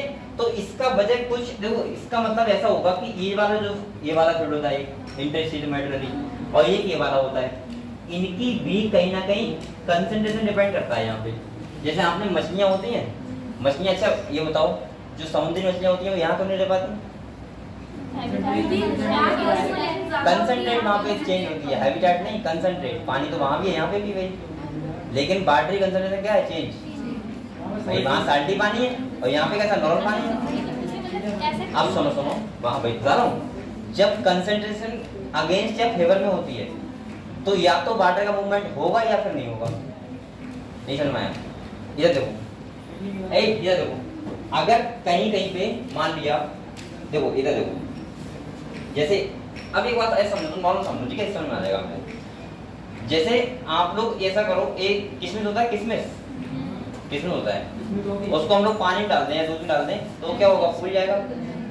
क्यों फूल गया? ऐसा सुनना कि किस्मत में पानी नहीं था, मतलब इसलिए फूलना, उसे फूलना था, नहीं, क्योंकि वहाँ कंसंट्रेशन का मैटर था। एक तरफ कंसंट्रेशन क्या थी? कम, एक तरफ ज्यादा, और पानी किधर गया? ज्यादा से कम की तरफ। अब तुम कह रहे सर एक तरफ इम्परमेबल है, एक तरफ कैसा है? परमेबल। इसका सिंपल सा मतलब है, ये डिपेंड करेगा कि मेडुलरी, हाँ मेडुलरी जो इंटीरियर फ्लूइड होगा उसकी कंसंट्रेशन कहाँ पे ज्यादा है। जिधर ज्यादा होगी तो इधर कम होगी, उधर से ज्यादा मूवमेंट करेगा, और इधर कम होगी उधर से मूवमेंट नहीं करेगा। सॉल्यूट की होगी वो मतलब कम होगी, इसलिए इधर से जो वो फैले उसमें चली जाएगी। हाँ, इस पे डिपेंड करता है, इस वाले फ्लूइड पे इसकी कंसंट्रेशन क्या है। जैसे सिंपल सा तरीका आपको बताऊंगा, सिंपल सा बताऊं, आप लोग 2 गिलास लो, क्या लो? 2 गिलास लो, ऐसे ले लिए 2 गिलास, ये गिलास नहीं लग रहा है, कुछ और लग रहा है, भगवाना ले लो, चलो ये भगवाना ले लिए, सही है। इसमें क्या है? पानी है, क्या है बेटा? पानी। मैंने एक में ये पानी है, मैंने एक में पानी रखा, एक में शरबत बना दिया, सही है। अब आप लोग बताओ क्या दोनों में कंसंट्रेशन चेंज नहीं हो गई? चेंज हो गई। अब मैं कोई चीज डालूं ऐसी जो हाइट, ये तो पता है पानी का मूवमेंट होता है हाई टू लो, तो बेटा एक में तो पानी हो सकता है कि इस डायरेक्शन में जाए, मतलब उस साइड की तरफ जाए, और एक में हो सकता है इस साइड की तरफ जाए, क्योंकि दूसरे दोनों कंसंट्रेशन क्या है? चेंज। जैसे मछलियां होती है, मछलियां जो समुद्र पानी रहती हैं, जब वो इधर आएंगी तो उस पानी कंसंट्रेशन क्या हो जाएगी? चेंज। और जो बल्कि वाटर जाना चाहिए मछली की तरफ पानी, और वो बल्कि पानी और मछली से निकलने लगेगा, और सेल कैसे जाएगी? फ्रेश मछली आएगी, और मछली क्या हो जाएगी? मर जाएगी। समझ गए आप लोग? तो यही होता है कि डिपेंड करता है कि दूसरी तरफ कंसंट्रेशन क्या है, उसके हिसाब से एक होगा वाटर परमेबल, एक होगा वाटर। समझ गए? ठीक, अगले देखो, ये देखो कह रहा था ascending limb is impermeable to water but allow transport of electrolytes actively, और कह रहा है पैसिवली। अब मैंने कहा था इलेक्ट्रोलाइट्स एक्टिवली ट्रांसपोर्ट होते हैं और पैसिवली होते हैं। कह रहा है therefore as the concentrated filtrate pass upward it get dilute due to the passes of the electrolyte to the medullary filling.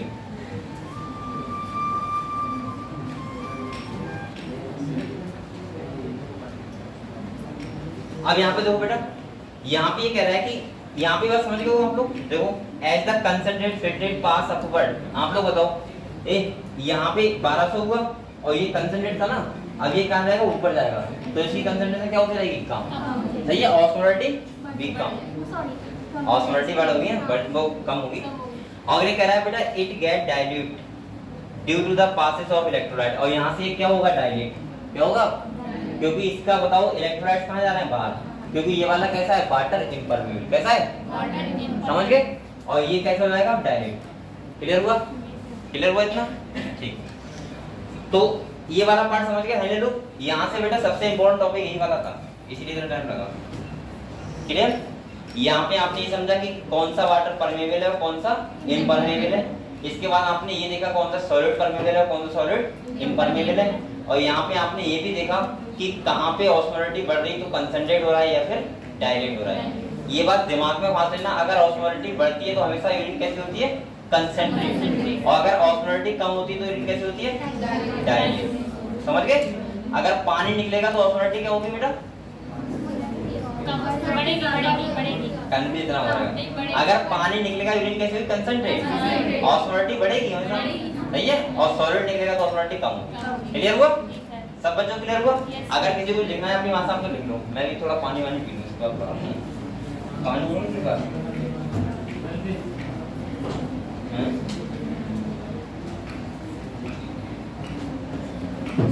बेटा इसके बाद पढ़ लो, अपनी भाषा में पढ़ लो।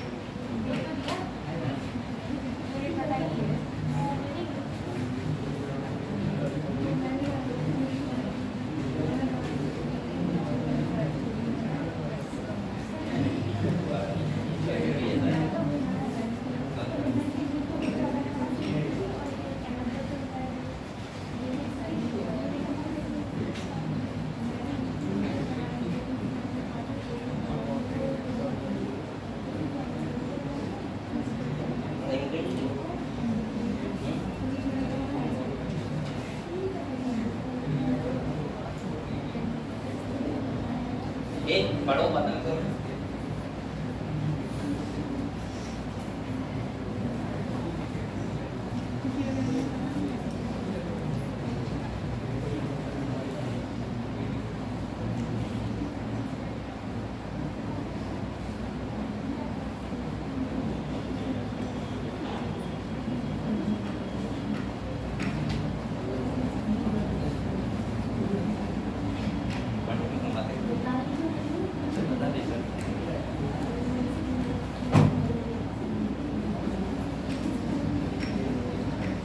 यहाँ तक क्लियर हो बेटा सबको?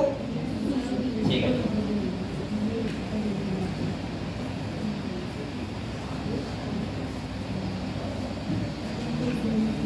तुम लोग कैसे लेट हो गए कॉलेज? आज क्यों गए थे कॉलेज? और क्यों? बताने वाला नहीं काम? KYC का हो गया?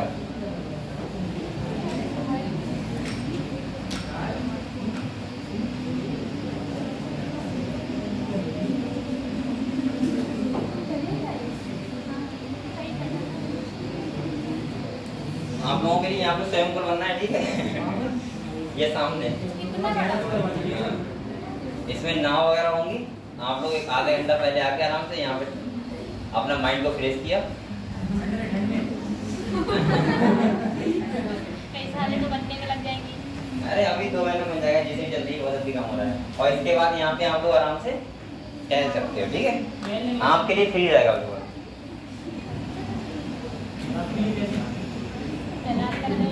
मेरे लिए पैसा जाएगा। चलो बेटा ये बताओ, ये क्लियर हुआ सब बच्चों? किसी कोई डाउट तो नहीं है? चलो अगले बढ़ते हैं। यहाँ पे देखो, अब हम बात करते हैं किसकी? DCT। इसकी बात करते हैं बेटा? DCT, digital convoluted tubule. सबसे इंपॉर्टेंट लाइन यहाँ पे पता क्या लिखी है? वो लिखी है बेटा यहाँ पे, ये कंडीशनल रीएब्जॉर्प्शन। मैंने कहा था DCT वाला पार्ट डिसाइड करता है बाद में कि आपकी यूरिन कितना कंसंट्रेट होना है और कितना डायलेट होना है। डिपेंड करेगा आपने पानी कितना पिया है। समझ गए? लास्ट होती है, क्योंकि ये नेफ्रिक फिल्टर आया था 300 मिलीऑस्मोल, अब फिर से 300 हो गया, तो इसका मतलब अब डिसाइड करेगा कि यूरिन कैसी होनी है, कंसंट्रेट या फिर डायलेट। वो डिपेंड करेगा कि आपने पानी कितना पिया है। तो देखो यहाँ पे सर इससे भी ज्यादा डायल्यूट हो सकती है क्या? किससे? किसी भी मतलब कंडीशन में, जैसे कि 300 से भी क्या कम हो सकती है? 300 से कम आप कह रहे हैं आप, या तो तुम पानी ना पी रहो पूरे दिन। ऐसा हो जाएगा तो हो सकता है हो जाए, लेकिन ऐसा होगा नहीं, लग रहा है। क्योंकि ऑस्मोलरिटी सेम रहनी चाहिए ना, सेम रहनी चाहिए। हाँ तो उतना तो, अब सुनना कि तुम पाइप लगा लो मोटर का मुंह से तो ब्लड तुम्हारा बहुत ज्यादा बढ़ जाएगा, ऐसा नहीं होगा, ठीक है? सेम ही रहेगा। वही देखो, एक conditional reaction of sodium ions and water. बेटा कंडीशन का मतलब समझ गए क्या है यहाँ पे लिखा होगा? क्योंकि आप डिपेंड करेगा कि कंडीशंस कैसी हैं, आपने पानी कितना पिया है और कितना नहीं पिया है। हाँ यहाँ यही तो करते हैं, वहाँ करते हैं। जेजी वाली सेल जो होती है, और तुम्हारा एक बनता है हाइपो, वो पिट्यूटरी ग्लैंड से एल्डोस्टेरोन, ध्यान है आपको। और एक बनता है बेटा ADH, जिसको बोलते हैं वैसोप्रेसिन, और तीसरा एक होता है रेनिन। ये 3 हार्मोन ऐड करते हैं, वो यही तो करते हैं डिस्टिलेशन पार्ट में। एक तो होता है वैसोकॉन्स्ट्रिक्टर, और एक क्या करता है, रीएब्जॉर्प्शन को बढ़ाता है, ठीक है? आइए बताएंगे आपको। कह रहा है conditional reaction of sodium ions and water take place in this segment. DCT is also capable of reabsorption of bicarbonate ion and selective secretion of hydrogen and potassium ion and NH3 to maintain the pH and sodium potassium balance in blood। मैं बोल सकता हूँ कि blood की कितनी osmolarity रखनी है, कितना उसका आयनिक बैलेंस रखना है, कितने उसमें हाइड्रोजन रखने हैं। ये कौन सा पार्ट डिसाइड करता है बेटा? DCT वाला। कौन सा करता है? इसीलिए यहाँ पे साफ साफ उन्होंने लिखा है कंडीशनल। क्या लिखा है? यहाँ का मतलब है कि कंडीशन डिसाइड करेगी कि आप लोगों ने, आपकी बॉडी में क्या दिक्कत है, आपने पानी कितना पिया या फिर नहीं पिया है। अब दूसरी बात सुनो, ये बात समझ गए आप लोग बेटा? अब दूसरी बात सुनो, मैंने ये बताया था जैसे ये वाला तुम्हारा PCT वाला पार्ट है, कौन सा है? क्या बन रहा है ये वाला पार्ट कौन सा? ये वाला पार्ट कौन सा है? PCT, ठीक है? PCT के बाद हैंडल लूप हो गया ये, और ये वाला कौन सा है? DCT। कौन सा है? DCT। आप लोग बताओ, यहाँ 300 मिली ऑस्मोल था, रीएवोल्यूशन हुआ, होना ही था, 99% तो होना ही है ना। यहाँ पे हुआ, यहाँ पे हुआ, यहाँ पे हुआ। मैंने कहा था ये वाला पार्ट जो अलग नहीं होता है इस वाले से, वुमेन्स कैप्सूल से, ये अगर हम देखें पीछे जाके तो ये वाला पार्ट यहीं आ जाता है, समझ गए आप लोग। और यहाँ पे सेंसिटिव रीजन होता है, जैसे यहाँ पे होती है जेजी सेल, क्या होती है, जेजी सेल, मैंने कल बताया था आप लोगों को, सही है। तो जब आपका जीएफआर कम होता है, क्या होता है, कम, तो वहाँ पे जेजी सेल एक्टिव हो जाती है, वहाँ पे एक हार्मोन रिलीज करवाती है, इसका नाम होता है रेनिन, क्या होता है, और रेनिन को मैंने बताया था वैसोकॉन्स्ट्रिक्टर, क्या बताया था बेटा, समझ गए हम लोग। तो ऐसे करके अब तो बेटा आप बताओ, ये देखो यहाँ पे फिर से 300 मिलीऑस्मोल हो गया। अब ये वाला पार्ट डिपेंड करेगा कि तुम्हारा जो एक बॉडी का एक ब्लड है या फिर बोलता हूँ उसका वॉल्यूम है वो कैसा रखना है, आपने पानी कम पिया या फिर और हार्मोनल जो एक्टिविटी होती है इसी वाले पार्ट को होती है, डीसीटी वाले। क्लियर हुआ इतना, ठीक है। चलो अगले बढ़ो। अब ये डायग्राम देखो, ये तुम्हारा क्या है बताओ, नेफ्रॉन है, ठीक है। ये क्या है, ये है ग्लोमेरुलस, ये क्या है वुमेन्स कैप्सूल, ये क्या है पीसीटी, और ये क्या है डिसेंडिंग लूप, और ये कौन सा है असेंडिंग, ये डीसीटी, और ये क्या होगा कलेक्टिंग। कलेक्टिंग का मतलब है यहाँ पे बहुत सारे नेफ्रॉन और भी होते हैं, ये बना हुआ है तो ये सब नेफ्रॉन का ही तो है, समझ गए। अब देखो यहाँ पे दोनों चीजों का हो रहा है, किसका, बाइकार्बोनेट आयन का भी, देखो सोडियम क्लोराइड, न्यूट्रिएंट्स हो गए, वाटर भी हो गया और पोटेशियम आयन, दोनों का हो रहा है, और मैग्नीशियम होता है यहाँ पे बताओ खाली किसका हो रहा है, वाटर का, और यहाँ पे किसका हो रहा है खाली NaCl, और यहाँ पे भी किसका हो रहा है, दोनों का, समझ गए आप लोग। और इसके बाद यहाँ पे कुछ वाटर का भी होता है, कुछ यूरिया का भी होता है, ये डिपेंड करता है कि हमारे ब्लड की ऑस्मोलरिटी कितनी होनी है। मैंने कहा था हमारे ब्लड से सारी यूरिया खत्म नहीं रहती, थोड़ा बहुत ब्लड में रहती है ऑस्मोलरिटी को मेंटेन करने के लिए, समझ गए डायग्राम, ये तो आप समझ गए होंगे। नहीं तो सारी यूरिया सुना जाती वापस, थोड़ा मात्रा ऑस्मोलरिटी मेंटेन रखने के लिए ब्लड की बस, ठीक है। बकाया ऐसा ना कि अगर ऐसा होगा कि सारी यूरिया फिर से ब्लड में रहेगी तो फायदा क्या होगा फिर ये सब क्रॉस करने का, समझ गए, क्लियर हुआ, ठीक। अब अगले बढ़ते हैं। कलेक्टिंग डक्ट क्या कर रहा है, क्या होगा अपडेट, एकदम अपडेट। अगले देखो इसमें होगा प्ले स्टोर ना है, होना चाहिए, वो तो पूरा कंप्यूटर है ना ये तो। आगे देखो क्या यहाँ पे है, हाँ सही कहते हैं। अगले देखो कह रहा है कलेक्टिंग डक्ट, वैसे ये सही है, वो लोग शादी में अपने पता क्या देते हैं, टीवी, ये देना चाहिए। अरे शादी में देते नहीं एलईडी वगैरह, अब तो पहले टीवी देते थे, अब एलईडी देते हैं, मांगते हैं कि हमें ये चाहिए, उसमें क्या है, इससे अच्छा ये कहना चाहिए कि हमें क्या चाहिए, स्मार्टफोन। इसमें इच्छा है तो मूवी देखो, और जब बच्चे हो जाए तो उनको पढ़ाओ इसमें आराम से, ठीक है, बच्चे पढ़ाई करेंगे। और अगर कोई मतलब ये लेना चाहिए, इसमें क्या दिक्कत है भाई, मांगने में क्या दिक्कत है, मांगते गाड़ी मांगते, कार मांगते, ये मांग लो तो क्या हो जाएगा। कुछ लोग तो ऐसे गाड़ी मांग लेते हैं, पहले होता नहीं था ये, अरे अभी भी होता है, अभी भी कहते हैं गाड़ी चाहिए हमें, तो हाथ में मारने वाली गाड़ी, साइकिल, ये सब मांगते हैं, ये मांगना चाहिए तुम लोग, तुम करो तो इतनी भी शादी हो सब ये मांगना सही है। सब लोग ध्यान रखना बेटा, कोई एलईडी बदले लेना सब लोग। देखो सबसे बड़ा फायदा है कि ये लग जाएगा आराम से, कहाँ पे, दीवार पे। दूसरा बड़ा फायदा है कि हमको कंप्यूटर लेने की जरूरत नहीं है, ना लैपटॉप वगैरह कुछ नहीं है, तब भी काम चलेगा। तीसरा क्या है, मूवी देखो, कोई दिक्कत है उसमें, ये मना सुनना कर रहा है मूवी देखने के लिए। चौथा क्या है, पढ़ाई भी करो और पढ़ाओ बच्चों, सब कुछ हो रहा है, इससे फायदा ही फायदा है। अगले देखो बेटा, पढ़े अगले, आप तुम्हारी कल शादी हो रही है, आप जाओ बहुत टाइम बेटा, पहले पढ़ाई तो कर लो, शादी नहीं होगी। ये देखो कलेक्टिंग डक्ट, इसके बारे में पढ़े। यहाँ पे कह रहा है this long duct extend from the cortex of the kidney to the inner part of the medulla. मैंने कहा था ये, हाँ ये एक काफी बड़ा पार्ट होता है जो कॉर्टेक्स से लेकर कहाँ तक आता है, मेडुला तक। अगले क्या है, large amount of water could be reabsorb from this region to produce a concentrate urine. Urine को कंसंट्रेट करने के लिए यहाँ से भी क्या होता है, वाटर का रीअब्सॉर्प्शन होता है। और अगले कह रहा है this segment allow passes of small amount of urea into the medullary interstitium to keep up the osmolarity. समझ गए हम लोग? ये देखो ऑस्मोलरिटी को मेंटेन करने के लिए पहली बात किसकी, मेडुलरी इंटरस्टिशियल फ्लूइड की, और दूसरा ब्लड की भी मेंटेन करने के लिए ऑस्मोलरिटी। यहाँ पे थोड़ी बहुत ब्लड में तो बहुत कम मैं बताता रह जाती है, लेकिन बकाया जो इसकी ऑस्मोलरिटी को कंप्लीट करने के लिए क्या होता है, यहाँ पे यूरिया का क्या होता है। अच्छा ये बताओ, ये जो यूरिया है जो यहाँ पे आ रही है एक मेडुलरी इंटरस्टिशियम एक फ्लूइड में, ये बाद में कहाँ जाएगी फिर बाद में ब्लड के अंदर में आ जाएगी। फिर बाद में कहाँ जाएगी, पीसीटी वाला जो रीजन होता है या हाइंडल लूप, हाँ उसमें आ जाएगी। समझ गए? और उससे फिर से भाई चलता रहता है प्रोसेस लगातार, ठीक है, सारे चलता रहता है। अगले कह रहा है it also play a role in the maintenance of pH and ionic balance of blood by the selective secretion of hydrogen and potassium ion. तो आप लोग सबसे पहले ये बताओ फंक्शन ऑफ रीनल ट्यूब्यूल समझ गए सभी लोग? किसी कोई डाउट तो नहीं है? एक बार जल्दी से आप लोग देख लो, अगर किसी को थोड़ा सा भी डाउट हो तो मुझसे क्लियर करो।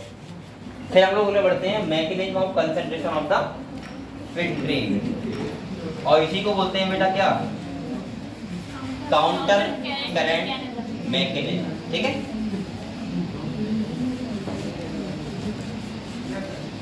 और बेटा पढ़ाई स्टार्ट कर दो मेहनत से। आपकी टेस्ट में इस बच्चे के 500 नंबर आए, 500 प्लस, वो सोचेगी हमें नीट में सिलेक्शन होगा या बैठना चाहिए, बकाया बैठना चाहिए चलो, लेकिन ध्यान रखना नंबर उतनी आएंगे जितने टेस्ट में आ रहे हैं। 200-300 नंबर लाने से कुछ नहीं होगा, नंबर लाने होंगे 500 प्लस, और हर टेस्ट में। और जब तक हर टेस्ट में नहीं लेके आओगे तब तक तुम्हारा क्या होगा, संकट के बादल छाए हुए हैं, तुम्हारी बेइज्जती पापा मम्मी जरूर करेंगे जब रिजल्ट देखेंगे वो। समझ रहे हो? आपने पता है, आपको पता नहीं बेटा, ये बच्चे बहुत फ्रॉड करते हैं मम्मी पापा के साथ। जो बच्चे कहाँ, आपका तो चलो कुछ नहीं, आप तो फ्री ऑफ कॉस्ट पढ़ रहे हो, घर वाले क्या जो है वही है लेकिन जो बच्चे जाते हैं कानपुर और कोटा, वो बहुत अच्छा करते हैं। पहली साल जाते हैं, थोड़ा सा जुनून होता है कि एमबीबीएस बन के गाँव में आऊँगा, डॉक्टर बन के और परचम लहराऊंगा, लेकिन जब पहली बार नीट में बैठते हैं तो नंबर आते हैं 100। कितने आते हैं? लेकिन रुपया फूक चुके होते हैं 2 लाख। हाँ सुनो, 2 लाख, हाँ मैं बताऊंगा पूरी कंडीशन बता रहा हूँ। रुपया कितना फूक जाता है? 2 लाख। अब सिस्टर होती शादी करने को, 2 लाख रुपया खुद फूक चुके हैं। घर वाले बेचारे कभी कभी तो ऐसा हो जाता है कि घर का जो सामान होता है उसको रख के भी देते हैं, भाई उन्हें सोना रख दिया, बच्चे को दे दिया। बच्चे के नंबर कितने आए? 100 पहली साल में। इसमें बच्चे की गलती नहीं है, क्योंकि वो नीट है ही ऐसा। जब आप पहली साल में पढ़ाई, या तो आपके इतना इंटेलिजेंट हो, नहीं तो आपका हल्के हल्के लेवल उठता है वो। 100 नंबर आए, उन्होंने क्या किया, बच्चे ही बहुत स्मार्ट होते हैं, उन्होंने पापा को बता दिया कि पापा भी खुश रहें, ज़्यादा नर्वस ना हो, नंबर आए पापा 400। कितने बताए? अब पापा को एक उम्मीद होती है बच्चे के 400 नंबर अब की आए, लाने कितने? 600। नंबर कितने बढ़ने हैं खाली? अब तो वो कुछ भी करेंगे घर वाले, पापा को क्या पता 100 नंबर आए ना, फिर पापा कुछ भी करेंगे, अपना जितना लिप टेस्ट होगा लगा वो सब बेच देंगे। मतलब लिप टेस्ट पापा लोग होती नहीं, लगाते हैं गाँव के किसान। सुनो, अरे नहीं बता रहा हूँ, सुनो पहले। दूसरा, खेत जमीन होती गिरवी डाल देते हैं, कुछ भी करके अगली साल का फिर अरेंजमेंट करते हैं रुपए का 2 लाख का। और जो बच्चा होता है वो 1 साल में बहुत बिगड़ जाता है वहाँ जाके। बेटा वहाँ जाके ध्यान रखना, कानपुर कोटा में जाके 90% बच्चे बिगड़ जाते हैं, 10% बच्चे होते हैं जो पढ़ाई करते हैं वहाँ पे। ऐसे ऐसे बच्चे मैंने देखे हैं जो वहाँ पे ना उनने कोई कोचिंग ज्वाइन की है, ना उनके रूम में सिंगल पेन मिलेगा एक भी, और घर से रुपया पूरा ले रहे हैं, 1 लाख कोचिंग का, 1 लाख हॉस्टल का, और वहाँ मस्त एकदम बस एक फोन चलाते हैं, सही है, और मस्त यहाँ पे सिगरेट लगी होगी। और तुम अगर जाओगे नहीं तो तुम कहेंगे आ गए तुम भी, और 10 दिन तुम्हें अपने मॉल में रखेंगे, उसके बाद तुम भी वैसे ही जाओगे। फिर इसके बाद पता क्या होता है, अगली बार मम्मी पापा को नंबर बताते हैं 500, कहते हैं पापा 100 नंबर से रह गया खाली। जैसे घर वाले रिजल्ट, बेटा ऐसे बच्चे बने, घर वाले रिजल्ट देखेंगे, उसको एडिट तक करवा देते हैं, एडिट करवा के, और उसको नंबर अपने करवा देते हैं 500। ऐसे तक बच्चे बड़े हैं जो पापा को खाली रिजल्ट भेजते हैं व्हाट्सएप करके, पापा ये आया, वो भी होता है कैसा, एडिट किया हुआ। समझ रहे हो? और ये गांव के बच्चे बहुत करते हैं ऐसा, उन्हें मजा आता है वहाँ पूरा। और उसके बाद नहीं उनकी में जाकर पढ़े लिखे। हाँ अरे आप लोग बताओ बेटा, जैसे आप लोग इतने बच्चे बताओ, यहाँ पे कितने के मम्मी पापा ऐसे हैं जो मोबाइल तुम्हारा रोल नंबर लेके अपने आप रिजल्ट निकाल लें? मुझे लग रहा है 5-6 बच्चे ऐसे होंगे, 5-6 बच्चे मैं कहता रहा हूँ, जैसे जिनका रोल नंबर आप कर लेंगे वो अपने आप रिजल्ट निकाल लें, देख लें 5-6 बच्चे। और यहाँ पे 40 बच्चे बैठे हैं, इसका मतलब 40 बच्चों के माँ बाप ऐसे हैं कि उन्हें खाली बच्चा जितना बता दे मान लेंगे कि ठीक है इतने नंबर आए होंगे। तो ऐसा चलता है बेटा बहुत, इसीलिए मैं कह रहा हूँ कि आप लोग बहुत मेहनत से पढ़ाई करना स्टार्ट कर दो। ये कभी बेवकूफी होगी आप लोग पेपर दे के आए उसके बाद सोचे कि मेरा क्या होगा, तो होगा कुछ नहीं, खाली आंसू आएंगे आपको, तो कुछ नहीं होगा। ठीक है, तो इसलिए मैं कह रहा हूँ आप लोग मेहनत स्टार्ट कर दो, वो भी नहीं आएंगे। चलो हम लोग पढ़ते हैं क्या, mechanism of concentration of the filtrate. यहाँ पे दिखाया गया है, सुनो यहाँ पे दिखाया गया है, अरे ये बहुत अलग लग रहा है, ये देखो यहाँ पे ये दिखाया गया है कि ऐसी कौन सी मैकेनिज्म होती है जिसकी वजह से हमारी यूरिन क्या रहती है, कंसंट्रेट। और बेटा अगर ऐसा ना होता तो बताओ आप लोगों को ऐसे पानी पीना पड़ता जैसे आप लोग खाना खाते हो, मतलब जितना खाते हो उतना खाना ही पड़ेगा, पीना ही पड़ेगा। अगर नहीं पियोगे तो आप बीमार हो जाओगे। लेकिन ऐसा होता है क्या, आप अपनी इच्छा अनुसार इतना लगता है तो पी लेते हो, नहीं लगता है तो नहीं पीते हो। लेकिन वो सब हमारा काम कौन देखता है, किडनी। कौन देखता है, क्योंकि हमारी किडनी के पास मैकेनिज्म होती है जिससे यूरिन हमारी क्या हो जाए, कंसंट्रेट। और यूरिन कंसंट्रेट होने का मतलब ये है, जब यूरिन कंसंट्रेट होगी तो इसका मतलब जो हमारा ब्लड वॉल्यूम होगा वो क्या होगा, कंप्लीट। कैसा रहेगा, कंप्लीट। मान लिया ब्लड की कमी हुई, यूरिन कंसंट्रेट हो गई तो जो रीएब्जॉर्प्शन होगा वो क्या हो जाएगा, बढ़ जाएगा। और जब बढ़ जाएगा तो इसका मतलब ब्लड हमेशा क्या रहेगा, कंप्लीट, पूरा ही रहेगा। समझ गए आप लोग।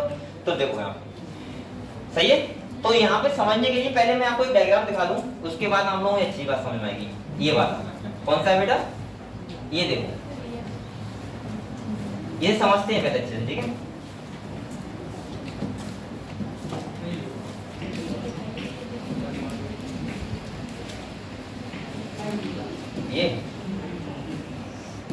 ये सही। देखो ये क्या है, एक नेफ्रॉन है, क्या है, नेफ्रॉन। आप लोग पता है नेफ्रॉन का, ये बेटा सबको पता है, मैं बता रहा हूँ बार बार। अफरेंट आर्ट्रियोल, ये है एफरेंट, और ये क्या है बेटा, बोमेंस कैप्सूल, और ये क्या है, ग्लोमेरुलस, यानी कि गुच्छा ऑफ कैप, हाँ सही, कैपिलरी का गुच्छा, ठीक है। इसके बाद देखो मैंने आपसे कहा था बेटा, जब नेफ्रिक फिल्ट्रेट यहाँ आता है, क्या आता है, नेफ्रिक फिल्ट्रेट, यानी कि यहाँ पे चीजें फिल्टर होती हैं, क्योंकि यहाँ डायमीटर ज्यादा है और यहाँ डायमीटर क्या है, कम। तो यहाँ एक प्रेशर क्रिएट होता है, इससे क्या होता है, ऐसे चीजें फिल्ट्रेट होती हैं, और जिसको बोलते हैं नेफ्रिक फिल्ट्रेट, जो मैंने कहा था 10% आता है, यानी कि 125 ml पर मिनट। ये क्लियर है आप लोगों को। अब यहाँ पे देखो, अगर ये क्लियर है तो इसका मतलब यहाँ पे 125 ml पर मिनट आ रहा है। कितना आ रहा है, कितना आ रहा है। मैंने कहा था यहाँ पे कि 99% क्या होना है, रीएब्जॉर्ब, यानी कि वापस से जो ये है ब्लड में जाना है, ठीक है। अब सुनो, यहाँ पे जो हम लोग ये पढ़ रहे थे कि कंसंट्रेशन कैसी होती है, यहाँ पे काउंटर करंट का मतलब क्या होता है, पहले ये समझ लो। इस मैकेनिज्म को, पूरी प्रोसेस को बोलते हैं हम लोग काउंटर करंट। क्या बोलते हैं बेटा, काउंटर करंट। काउंटर करंट का मतलब सिंपल सा ये होगा, आप लोग बताओ, यहाँ पे जो फ्लूइड नीचे जा रहा है, ये नेफ्रिक फिल्ट्रेट कहाँ जा रहा है, नीचे, और यहाँ पे कहाँ जा रहा है, ये क्या है, एक टाइप का काउंटर करंट। क्या है, दूसरा सुनो, ये बेटा इसके पैरेलल यहाँ पे होती है, यहाँ इन्हें रख दिया है दिखाने के लिए, इसे बोलेंगे बासा रेक्टा। क्या बोलेंगे, मैंने कहा इसके पैरेलल जो वेसल्स होती है उसको बोलते हैं बासा रेक्टा। क्या बोलते हैं, और यहाँ पे भी काउंटर करंट होता है। देखो यहाँ पानी नीचे जा रहा है और यहाँ पे क्या जा रहा है, ऊपर, काउंटर करंट हुआ।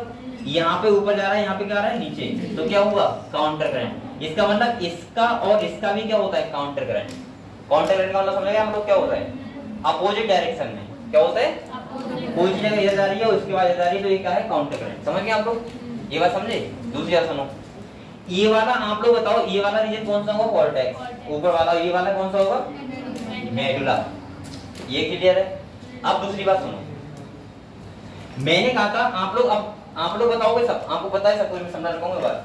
सुनो, यहाँ पे ऑस्मोलरिटी कितनी, 300 है। ये कौन सा रीजन है, पीसीडी। कौन सा है, पीसीडी। मैंने कहा था यहाँ पे जब नीचे जाते हैं तो ऑस्मोलरिटी क्या हो रही है, बढ़ रही है, और देखो कितनी हो गई, इसका मतलब ये बताओ, ये वाला जो पार्ट होगा वो वाटर परमेबल होगा या इम्परमेबल? परमेबल होगा, क्योंकि आपको पता है जब ऑस्मोलिटी बढ़ी है, ऑस्मोलिटी बढ़ी है, इसका मतलब यूरिन कैसे हो गई? कंसंट्रेट। कैसे हो गई? और यहाँ पे क्या निकल रहा है? वाटर। और जब बेटा ऊपर जाते हैं तो बताओ ऑस्मोलिटी फिर से कितनी रहेगी? 200। तो इसका मतलब ये वाला कैसा होगा? वाटर इम्परमेबल और सॉलिड परमेबल, क्योंकि हमेशा ऑस्मोलिटी क्या हुई है? कम, और यूरिन कैसी हुई? डायलेट। ये बात समझ गए आपको? ये बताए। तो यहाँ पे सिंपल सा ये दिखाया गया है कि तुम्हारी यूरिन जो फाइनली आती है, मैं फाइनली बात कर रहा हूँ, ठीक है, पहले पढ़ेंगे समझ में आ जाएगा। ये देखो जो फाइनली यहाँ पे आएगी यूरिन, कहाँ पे? यहाँ पे, उसकी जो ऑस्मोलिटी होती है वो होती है 1200 मिली ऑस्मोल। कितनी होती है? 1200 मिली। यानी कि मैं ऐसे सिंपल भाषा में एक लाइन में बोल सकता हूँ कि जो हमारी यूरिन होती है वो नेसरिक फिल्ट्रेट से 4 गुना ज्यादा 4 टाइम कंसंट्रेट होती है। कितनी होती है? क्योंकि 300 यहाँ पे ऑस्मोलिटी थी और वो कितनी गई बेटा? 1200। यानी कि मैं बोल सकता हूँ जो यूरिन होती है वो 4 टाइम कितनी कंसंट्रेट होती है? किससे? नेफ्रिक फिल्ट्रेट से, यानी कि 4 गुना ज्यादा कंसंट्रेट। और ये कंसंट्रेट होने को ही हम बोलते हैं क्या? Counter current mechanism. समझ गए आपको? क्लियर हुआ? तो यहाँ पे क्लियर हुआ? अब कुछ पढ़ लेते हैं। चलो सर एक बात एकदम। हाँ बताओ सर, अभी आपने बोला था कि इधर भी 300 होता है, इधर भी 300, बट डायग्राम में तो 200 भी लिखा है। कहाँ पे? तो लिखा नहीं ये तो मैंने इतना सटीक सुना था, मैंने एक एवरेज सा दिया था। ऐसे तो मैंने वहाँ 400 नहीं बताया था, यहाँ लिखा है। नहीं सर, थ्योरी में नहीं है ना? हैं? थ्योरी में तो 300 ही दिया है, बट डायग्राम में दिया है 200। नहीं, यहाँ पे लिखा होगा। ये देखो, ये अब तुम ये मत देखो 150 अगर ऑस्मोलिटी कम हो रही ज्यादा हो रही तो एकदम पते एग्जैक्ट लाइन टू लाइन लिखा होगा, ठीक है। अगर यहाँ पे हो सकता है काउंटर करंट मैकेनिज्म यहाँ 200 ही लिखा हो, वो तो मैं वहां समझा रहा था तुम्हें, सही है, ठीक है। दूसरी बात सुनो, दूसरी बात सुनो, हो सकता है 200 के बाद यहाँ फिर से 300 हो जाएगी ना, तो डीसीटी वाले पार्ट में 300 हो, सही है, और इस वाले में फिर 1200 हो जाए फिर से, सही है, ठीक। अब ऐसा करना है कि यहाँ पे 500 नहीं लिखा है तो इसका मतलब सर 500 कैसे आ गया? नहीं सर, वो तो बीच की बात है ना। हाँ ठीक है, वो हाँ तुम समझ रहा हूँ मैं, लेकिन यहाँ पे 200 होगी। हाँ ठीक है, ठीक है, चलो अगले पढ़ो, ठीक है, पढ़े हम इसे, ठीक। चलो डायग्राम में ध्यान रखना, 200 लिखा है, ठीक है। अरे डायग्राम आ जाता है कभी कभी और लेवल करने की आता है, फिर आपको पता होना चाहिए। मैंने आपको आपसे कहा था एनसीईआरटी को इतनी बार पढ़ लो कि आपको यहाँ पे लाइनों के बीच का गैप भी समझ में आ जाए कि कहाँ पे कितना गैप है, और जब आप पेपर क्वेश्चन सॉल्व करो तो आप लोग ये समझ जाओ कि ये वाला जो बात कर रहा है कौन से किस साइड की कर रहा है, इस साइड की या इस साइड की, और वो बात कहाँ लिखी है, डायग्राम के ऊपर या डायग्राम के नीचे, स्टार्टिंग में लिखी है, फिर बीच में या फिर लास्ट में। अगर आप लोगों ने इतनी बार एनसीईआरटी को पढ़ लिया है तब आपको लगेगा कि हाँ अब वास्तव में मैंने पढ़ाई की है। ऐसे काम नहीं चलेगा कि आपने तो थ्योरी भी नहीं पढ़ी है सही से, ये तो बहुत बड़ी बात है। तो इसीलिए कह रहा हूँ बेटा एनसीईआरटी से प्यार करो, लेके सो उसको, शाम को सुबह को लेके उठो, ठीक है। एनसीईआरटी इधर देखो आप लोग कहते हैं कह रहे हैं मैमल्स, क्या कह रहे हैं, कितना अच्छा पॉइंट है। अब इसमें क्या अच्छा है, क्योंकि ये मैमल्स की बात कर रहा है, यानी कि हम लोगों की बात कर रहा है। देखो लिखा है mammals have the ability to produce a concentrated, यानी कि मैमल्स के पास एबिलिटी होती है कि हम लोग अपनी यूरिन को क्या कर सकते हैं, कंसंट्रेट। अगले कह रहा है the Henley loop and vasa recta play a significant role in this, और इसमें रोल प्ले कौन करता है बेटा, हेनले लूप और बासा रेक्टा। अगले कह रहा है the flow of filtrate in the two limb of Henle loop as in opposite direction and thus form a counter current. मैंने कहा था जहां पे अपोजिट डायरेक्शन में फ्लूइड सर्कुलेट करेगा उसे क्या बोलेंगे हम लोग, काउंटर करंट। अगले कह रहा है the flow of blood through the two limb of बासा रेक्टा इज। अब तो हम लोग पढ़ा दे रहा हूँ, आपको सब पता है ना इसके बारे में, कोई डाउट तो नहीं किसी को, अब तो पता लग गया होगा क्या। ये देखो also in a counter current pattern the proximity between the Henle loop and Bassa recta as well as the counter current in them help in maintaining and increasing osmolality towards the inner medullary interstitium that is from 300 milliosmol से कितना हो जाता है 1200 in the inner medulla, and this gradient is mainly caused by NaCl and urea। आपको पता है osmolality को maintain करने के लिए जो मेन प्ले रोल करता है वो कौन करता है, सोडियम आयंस और यूरिया। ध्यान रखना ये बात, ठीक है। NaCl और यूरिया, और यूरिया का मेन काम ही होता है ये ऑस्मोलरिटी को मेंटेन करना। इसके बाद क्या है, NaCl is transferred by the ascending limb of handling. अब आप अभी पूछ रहे सर NaCl क्यों हो रहा है, वहां वाटर कैसा है, इम्परमेबल, पता है आप लोगों को। इसके बाद देखो कह रहा है which is exchange with the descending limb of बासा रेक्टा। अब आप लोग बताओ, देखो अगर हैंडल लूप का पार्ट असेंडिंग है तो बासा रेक्टा कैसा होगा, डिसेंडिंग, और अगर उसका डिसेंडिंग तो उसका NaCl is returned to the interstitium by the ascending portion of basa recta. Similarly, small amount of urea enter the thin segment of the ascending limb of Henle loop, which is transferred back to the interstitium by the collecting tubules. The above described transport of substance facilitated by the special arrangement of Henle loop and basa recta is called the. यहाँ पे इसने कुछ नहीं बोला, ये बोला, देखो इधर देखो, यहाँ पे ये कह रहा है, ये मैंने बताया ये हो गया बासा रेक्टा, ये हो गया तुम्हारा क्या, हैले लूप। ये दोनों चीजें क्या करती हैं, काउंटर कैंट बनाती हैं। इसके बाद इसकी ये देखो, इसके अंदर जो ये वाला होता है इसे बोलते हैं मेडुलरी इंटरस्टिशियल फ्लूइड। उसकी ऑस्मोलरिटी मेंटेन करता है कि वापस से यूरिया क्या होता है उसी में आ जाता है, जिससे कंसंट्रेशन क्या हो जाए, उससे मेंटेन हो जाए, जिससे हम लोग जो चाह रहे हैं कि वाटर परमेबल या फिर सॉलिड परमेबल वो बना रहे। समझ गए हम लोग। अगले देखो क्या कर रहा है, हाँ क्या बोल रहा है, समझ गया, ये बोल रहा था ना। अब बेटा तुम्हें पढ़ना तो पड़ेगा ना इसे, और मुझे लगता है कि आपको थोड़ी मेहनत भी करो और समझ में आना चाहिए। इतने से ये बकवास कर रहा हूँ खाली जब से आया हूँ तो वजह से कर रहा हूँ। अब भी अगर आपको समझ नहीं आ रहा है तो फिर मैं क्या करूँ बताओ। ऐसा कोई बच्चा है डाउट रह रहा है अभी, ये लोग तो बाद में आए हैं तो कुछ नहीं पता होगा क्या चलता है, क्योंकि स्टार्टिंग में इन्हें समझा नहीं ना कि कहाँ से क्या हो रहा है। और जो बच्चे अभी यहाँ पे हैं उनको डाउट है, बताओ किसी बच्चे को बताओ विशेष, चलो देख लो, चलो ये बात करते हैं। अच्छा ये बताइए, अगर तूने एक बार बता दी तो मान लूंगा समझ रहा है। ये बता दे खाली कि जो काउंटर करंट मैकेनिज्म चल रहा है ये क्यों हो रहा है, बस इसका काम क्या है। ऑस्मोलरिटी को ऐसे हो सकते हैं या ऐसे यूरिन कंसंट्रेट करने के लिए। कंसंट्रेट जानता है क्या होता है, कंसंट्रेट नहीं जानता क्या होता है। कंसंट्रेट का मतलब क्या समझाऊं, जिसकी सांद्रता ज्यादा हो गाढ़ा, वो कंसंट्रेट होता है। और डायरेक्ट मतलब क्या होता है, पतला। अब आप किसी में सॉलिड मिलाओगे तो बताओ वो कैसा होगा, कंसंट्रेट गाढ़ा होगा। अगर किसी से वाटर निकालोगे तो कैसा होगा, पतला, यानी कि डायरेक्ट होगा। अब सुन लो यहाँ पे क्या, अब यार बैठ जाएगा, अब मैं समझा रहा हूँ तो हंस रहा है। ये देख दूसरा सुन, अगर कोई चीज कौन कौन आया था अभी, तो आया था, हाँ जी 4 लोग आए थे।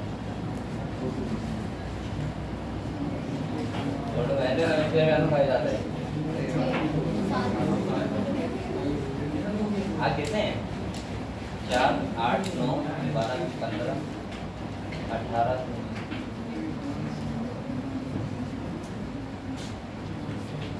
है तो 45 ज्यादा है। तो पहले में जाता हूँ बाबा आकर ना इस टाइम। ये देखो हाँ बेटा मैं बता रहा था, देखो अगर यूरिन कंसंट्रेट हो रही है, ठीक है, तो बताओ उसकी ऑस्मोलरिटी बढ़ेगी या कम होगी, बढ़ेगी, क्योंकि गाड़ी होती है तो उसकी सांद्रता क्या होती है, बढ़ती है। ये बात समझ गए। अगर आपको 3-4 बातें पता है तो इसमें है क्या, फिर वो इसमें यही तो हो रहा है खाली। हमें ये पता होना चाहिए कि कौन से पार्ट से नेफ्रॉन के क्या निकल रहा है, क्या रीअब्जॉर्ब हो रहा है, वाटर हो रहा है या सॉलिड हो रहा है, या दोनों चीजें हो रही हैं, एक चीज हो रही है। समझ गए आप लोग, बस इतना ध्यान रखना है आप लोगों को। क्लियर हुआ। अब बेटा ऐसा तो नहीं मैं घर पे आऊंगा तुम्हारे गूगल निकाल के और कहूंगा कि कंसंट्रेट की हिंदी क्या होती है। आप लोग समझदार हो कि घर पे जाके एक काम किया करो, एक काम बैठ के, जब आपको थोड़ा सा हिंदी इंग्लिश में प्रॉब्लम है, जिसी बच्चे को, सबके पास गूगल है ना, क्या देखते हो गूगल पे हैं जो देखते हो मत देखा करो, ये देख लिया करो, ठीक है। इसकी हिंदी और इंग्लिश समझ रहे हो। आप लोगों को बेटा ये काम है सब बच्चों को करना पड़ेगा। मैं भी तो इसी ओर से हूँ। आज मुझे हिंदी पढ़ाता नहीं मिलता बच्चों को, मैं हिंदी वालों को पढ़ाता तक नहीं हूँ। और इसका मतलब ऐसा तो है नहीं कि मैं एक कोई कैप्सूल मिला था मुझे और वो मैंने पानी से खाया था, उसके बाद इंग्लिश ट्रांसफर हो गई थी अपने आप। बेटा ये काम मैंने भी किया था एक साथ बैठ के, और आप लोग भी ये काम करो। जो भी बच्चे इतनी ओर से हैं, साफ साफ बता रहा हूँ, ये बात गलती मत सोचना गलत कि सर इंग्लिश में हमें याद नहीं होगा। मैं गारंटी कर रहा हूँ आप लोगों को हिंदी में भी बहुत चीजें ऐसी होती हैं जो आप लोगों को हिंदी में भी याद करने में बहुत प्रॉब्लम होगी। वो हर चैप्टर में ऐसी चीजें आपको मिलेंगी, चाहे वो इंग्लिश में याद करो या फिर हिंदी में, याद तो करनी पड़ेगी। अब भाई ऐसा तो है नहीं, नेफ्रॉन अगर आप इंग्लिश में याद कर रहे हैं तो हिंदी में भी कुछ ना कुछ तो होगा उसका नाम, वो तो आपको याद ही रखना पड़ेगा। समझ गए? तो इसका मतलब ये है कि आप लोग थोड़ा मेहनत करो बेटा। मैंने कहा था आप लोगों को इतना ही डाउट हो रहा है तो आप लोग एक काम और कर सकते हो। सबसे अच्छा तरीका मैंने बताया था कि आप लोग 2 किताब खरीदो, एक हिंदी वाली और एक इंग्लिश वाली। सिंपल सा, एक बार इंग्लिश वाले में पढ़ो, उसके बाद फिर हिंदी वाले में पढ़ो। अगर आपको अब दोनों चीजें पढ़ोगे 1 महीना लगेगा, आपको सारा कन्वर्ट हो जाएगा आपका हिंदी टू इंग्लिश। और अगर आप भगवान और एनसीईआरटी कितने की मिलती है? 200-250 रुपए की। कितने की है? हाँ 200-250 रुपए बीच मिलती है, 500 रुपए दोनों मिल जाएंगे। एक तो आपके पास है, एक और खरीद दो। और ये काम कर लो बेटा, जितने एक वाले हैं 2 एनसीईआरटी खरीद दो। किताबें खरीदने में गधो, रिचार्ज मैंने 300 रुपए करवा दिया। और इसके बाद क्या होता है, मोबाइल का गिलास 60 टूट गया तुरंत लगाओगे, उसमें प्रॉब्लम नहीं होनी चाहिए। ऐसा कोई बच्चा इसका विदाउट फोन कवर का वो नहीं होगा, लगवा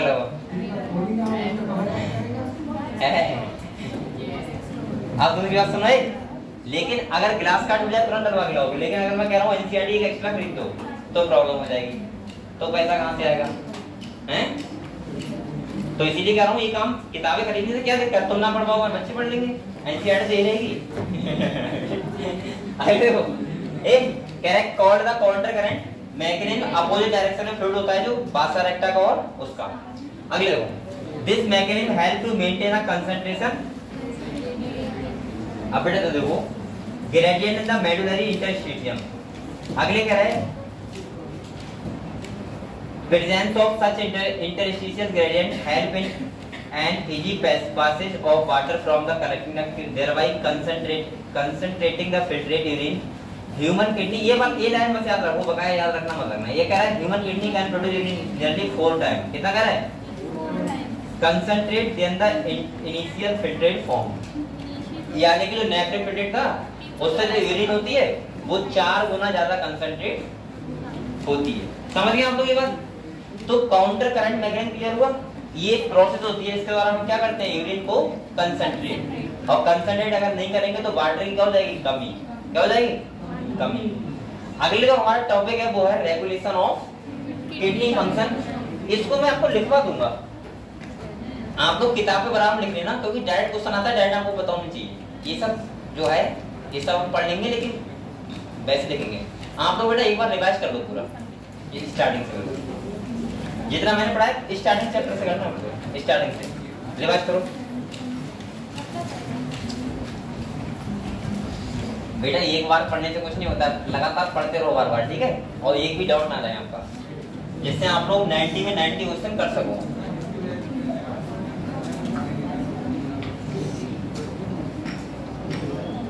बायोलॉजी में 88 क्वेश्चन मैं सही करवा चुका हूँ बच्चों से, 88 नीट के पेपर बता रहा हूँ। तो आप लोगों को इतना पढ़ना पड़ेगा कि आप लोगों के 88 तो हो ही जाए, रिकॉर्ड बन जाएगा, 89 हो जाएगी। पिछली बार बच्चे कहाँ थे, 10-12 तो बच्चे थे। और दूसरा सुनो, मैं अपनी उत्तर की बात कर रहा हूँ। और दूसरा हाँ 88 क्वेश्चन बायोलॉजी में सही करवा चुका हूँ मैं, 88 क्वेश्चन, मतलब नीट के एग्जाम में। अगर आपने 90 में 89 सही कर दिया तो आपका रिकॉर्ड बन जाएगा, तो मेरे ध्यान रखेगा ना हमेशा। तो इसलिए आप लोग बेटा मेहनत करो अच्छे से, और मेहनत करोगे तभी ये हो पाएगा, सही है? ऐसे नहीं हो पाएगा। पढ़ो एक बार।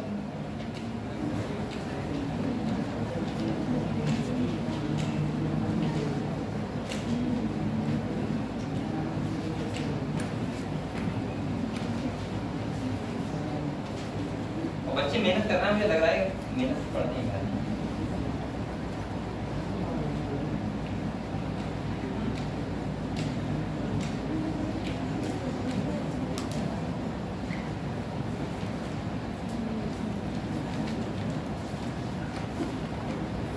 ऑफिस मुझे लग रहा है यहाँ से कम ऐसे 8-10 बच्चे होंगे जो 400 प्लस नंबर नीट में लेके आएंगे। अब 400 प्लस का मतलब होता है नीट में सिलेक्शन। कॉलेज को नहीं मिलता है, मिल जाएगा, ये उम्मीद हो जाएगी। फोटो सेट सेल होते हैं इस पे।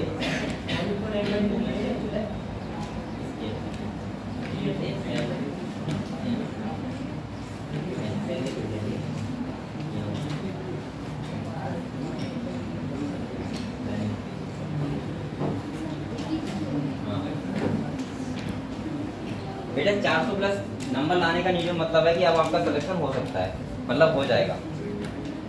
तो आप लोग क्योंकि एक होता नहीं, एक वहां पे तो आना, टारगेट पे आना कि सिलेक्शन हो जाएगा।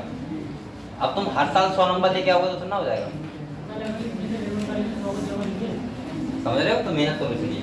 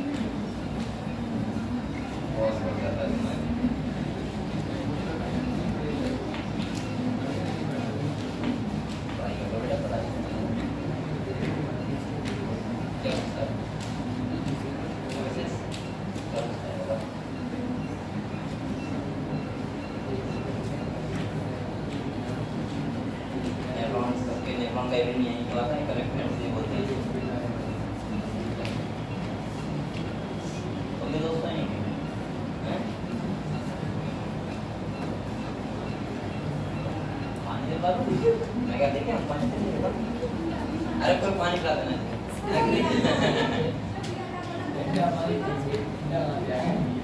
हाँ ये लोग जाके देते पानी लेके आएंगे, कट जाएगा।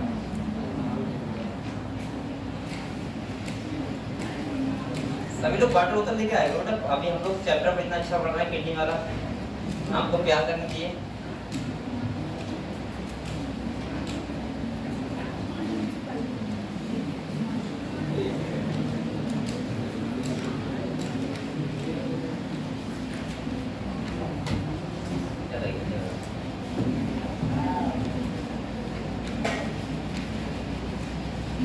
चलिए भाई किसी की और बताओ।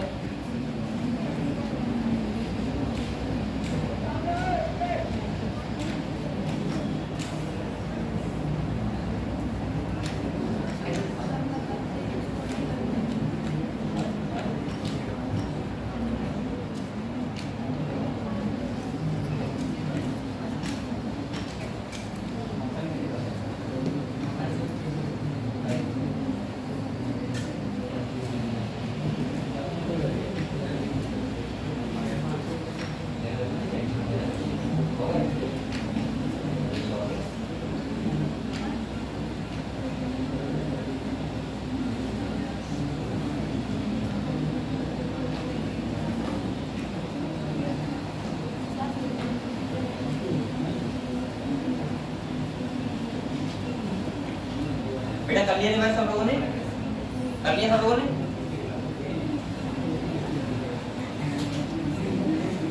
तो अब हम लोग टॉपिक पढ़ेंगे, कौन सा पढ़ेंगे? Regulation of kidney. यानी कि हम लोगों को पता होना चाहिए कि हमारी किडनी कैसे करके रेगुलेट होती है, कैसे करके आउट रेगुलेट होती है आपको, और पता होना चाहिए कि यहाँ पे कौन कौन से हार्मोन जो होते हैं वो एक्ट करते हैं। ठीक है, तो ये हार्मोन रेगुलेशन होता है, हम लोग कल पढ़ेंगे इसको, क्योंकि अब टाइम भी हो गया, तो ये टॉपिक कल पढ़ेंगे। और कल मुझे लग रहा है चैप्टर भी खत्म हो जाएगा। कितना हो जाएगा? चलो करेंगे, लेकिन हो भी सकता है, नहीं भी होगा, कोई दिक्कत नहीं। बकाया आप लोग मेहनत करते रहो अच्छे से। और बेटा अपसेंट मत किया करो कोई बच्चा, सही है? कंटिन्यू हो।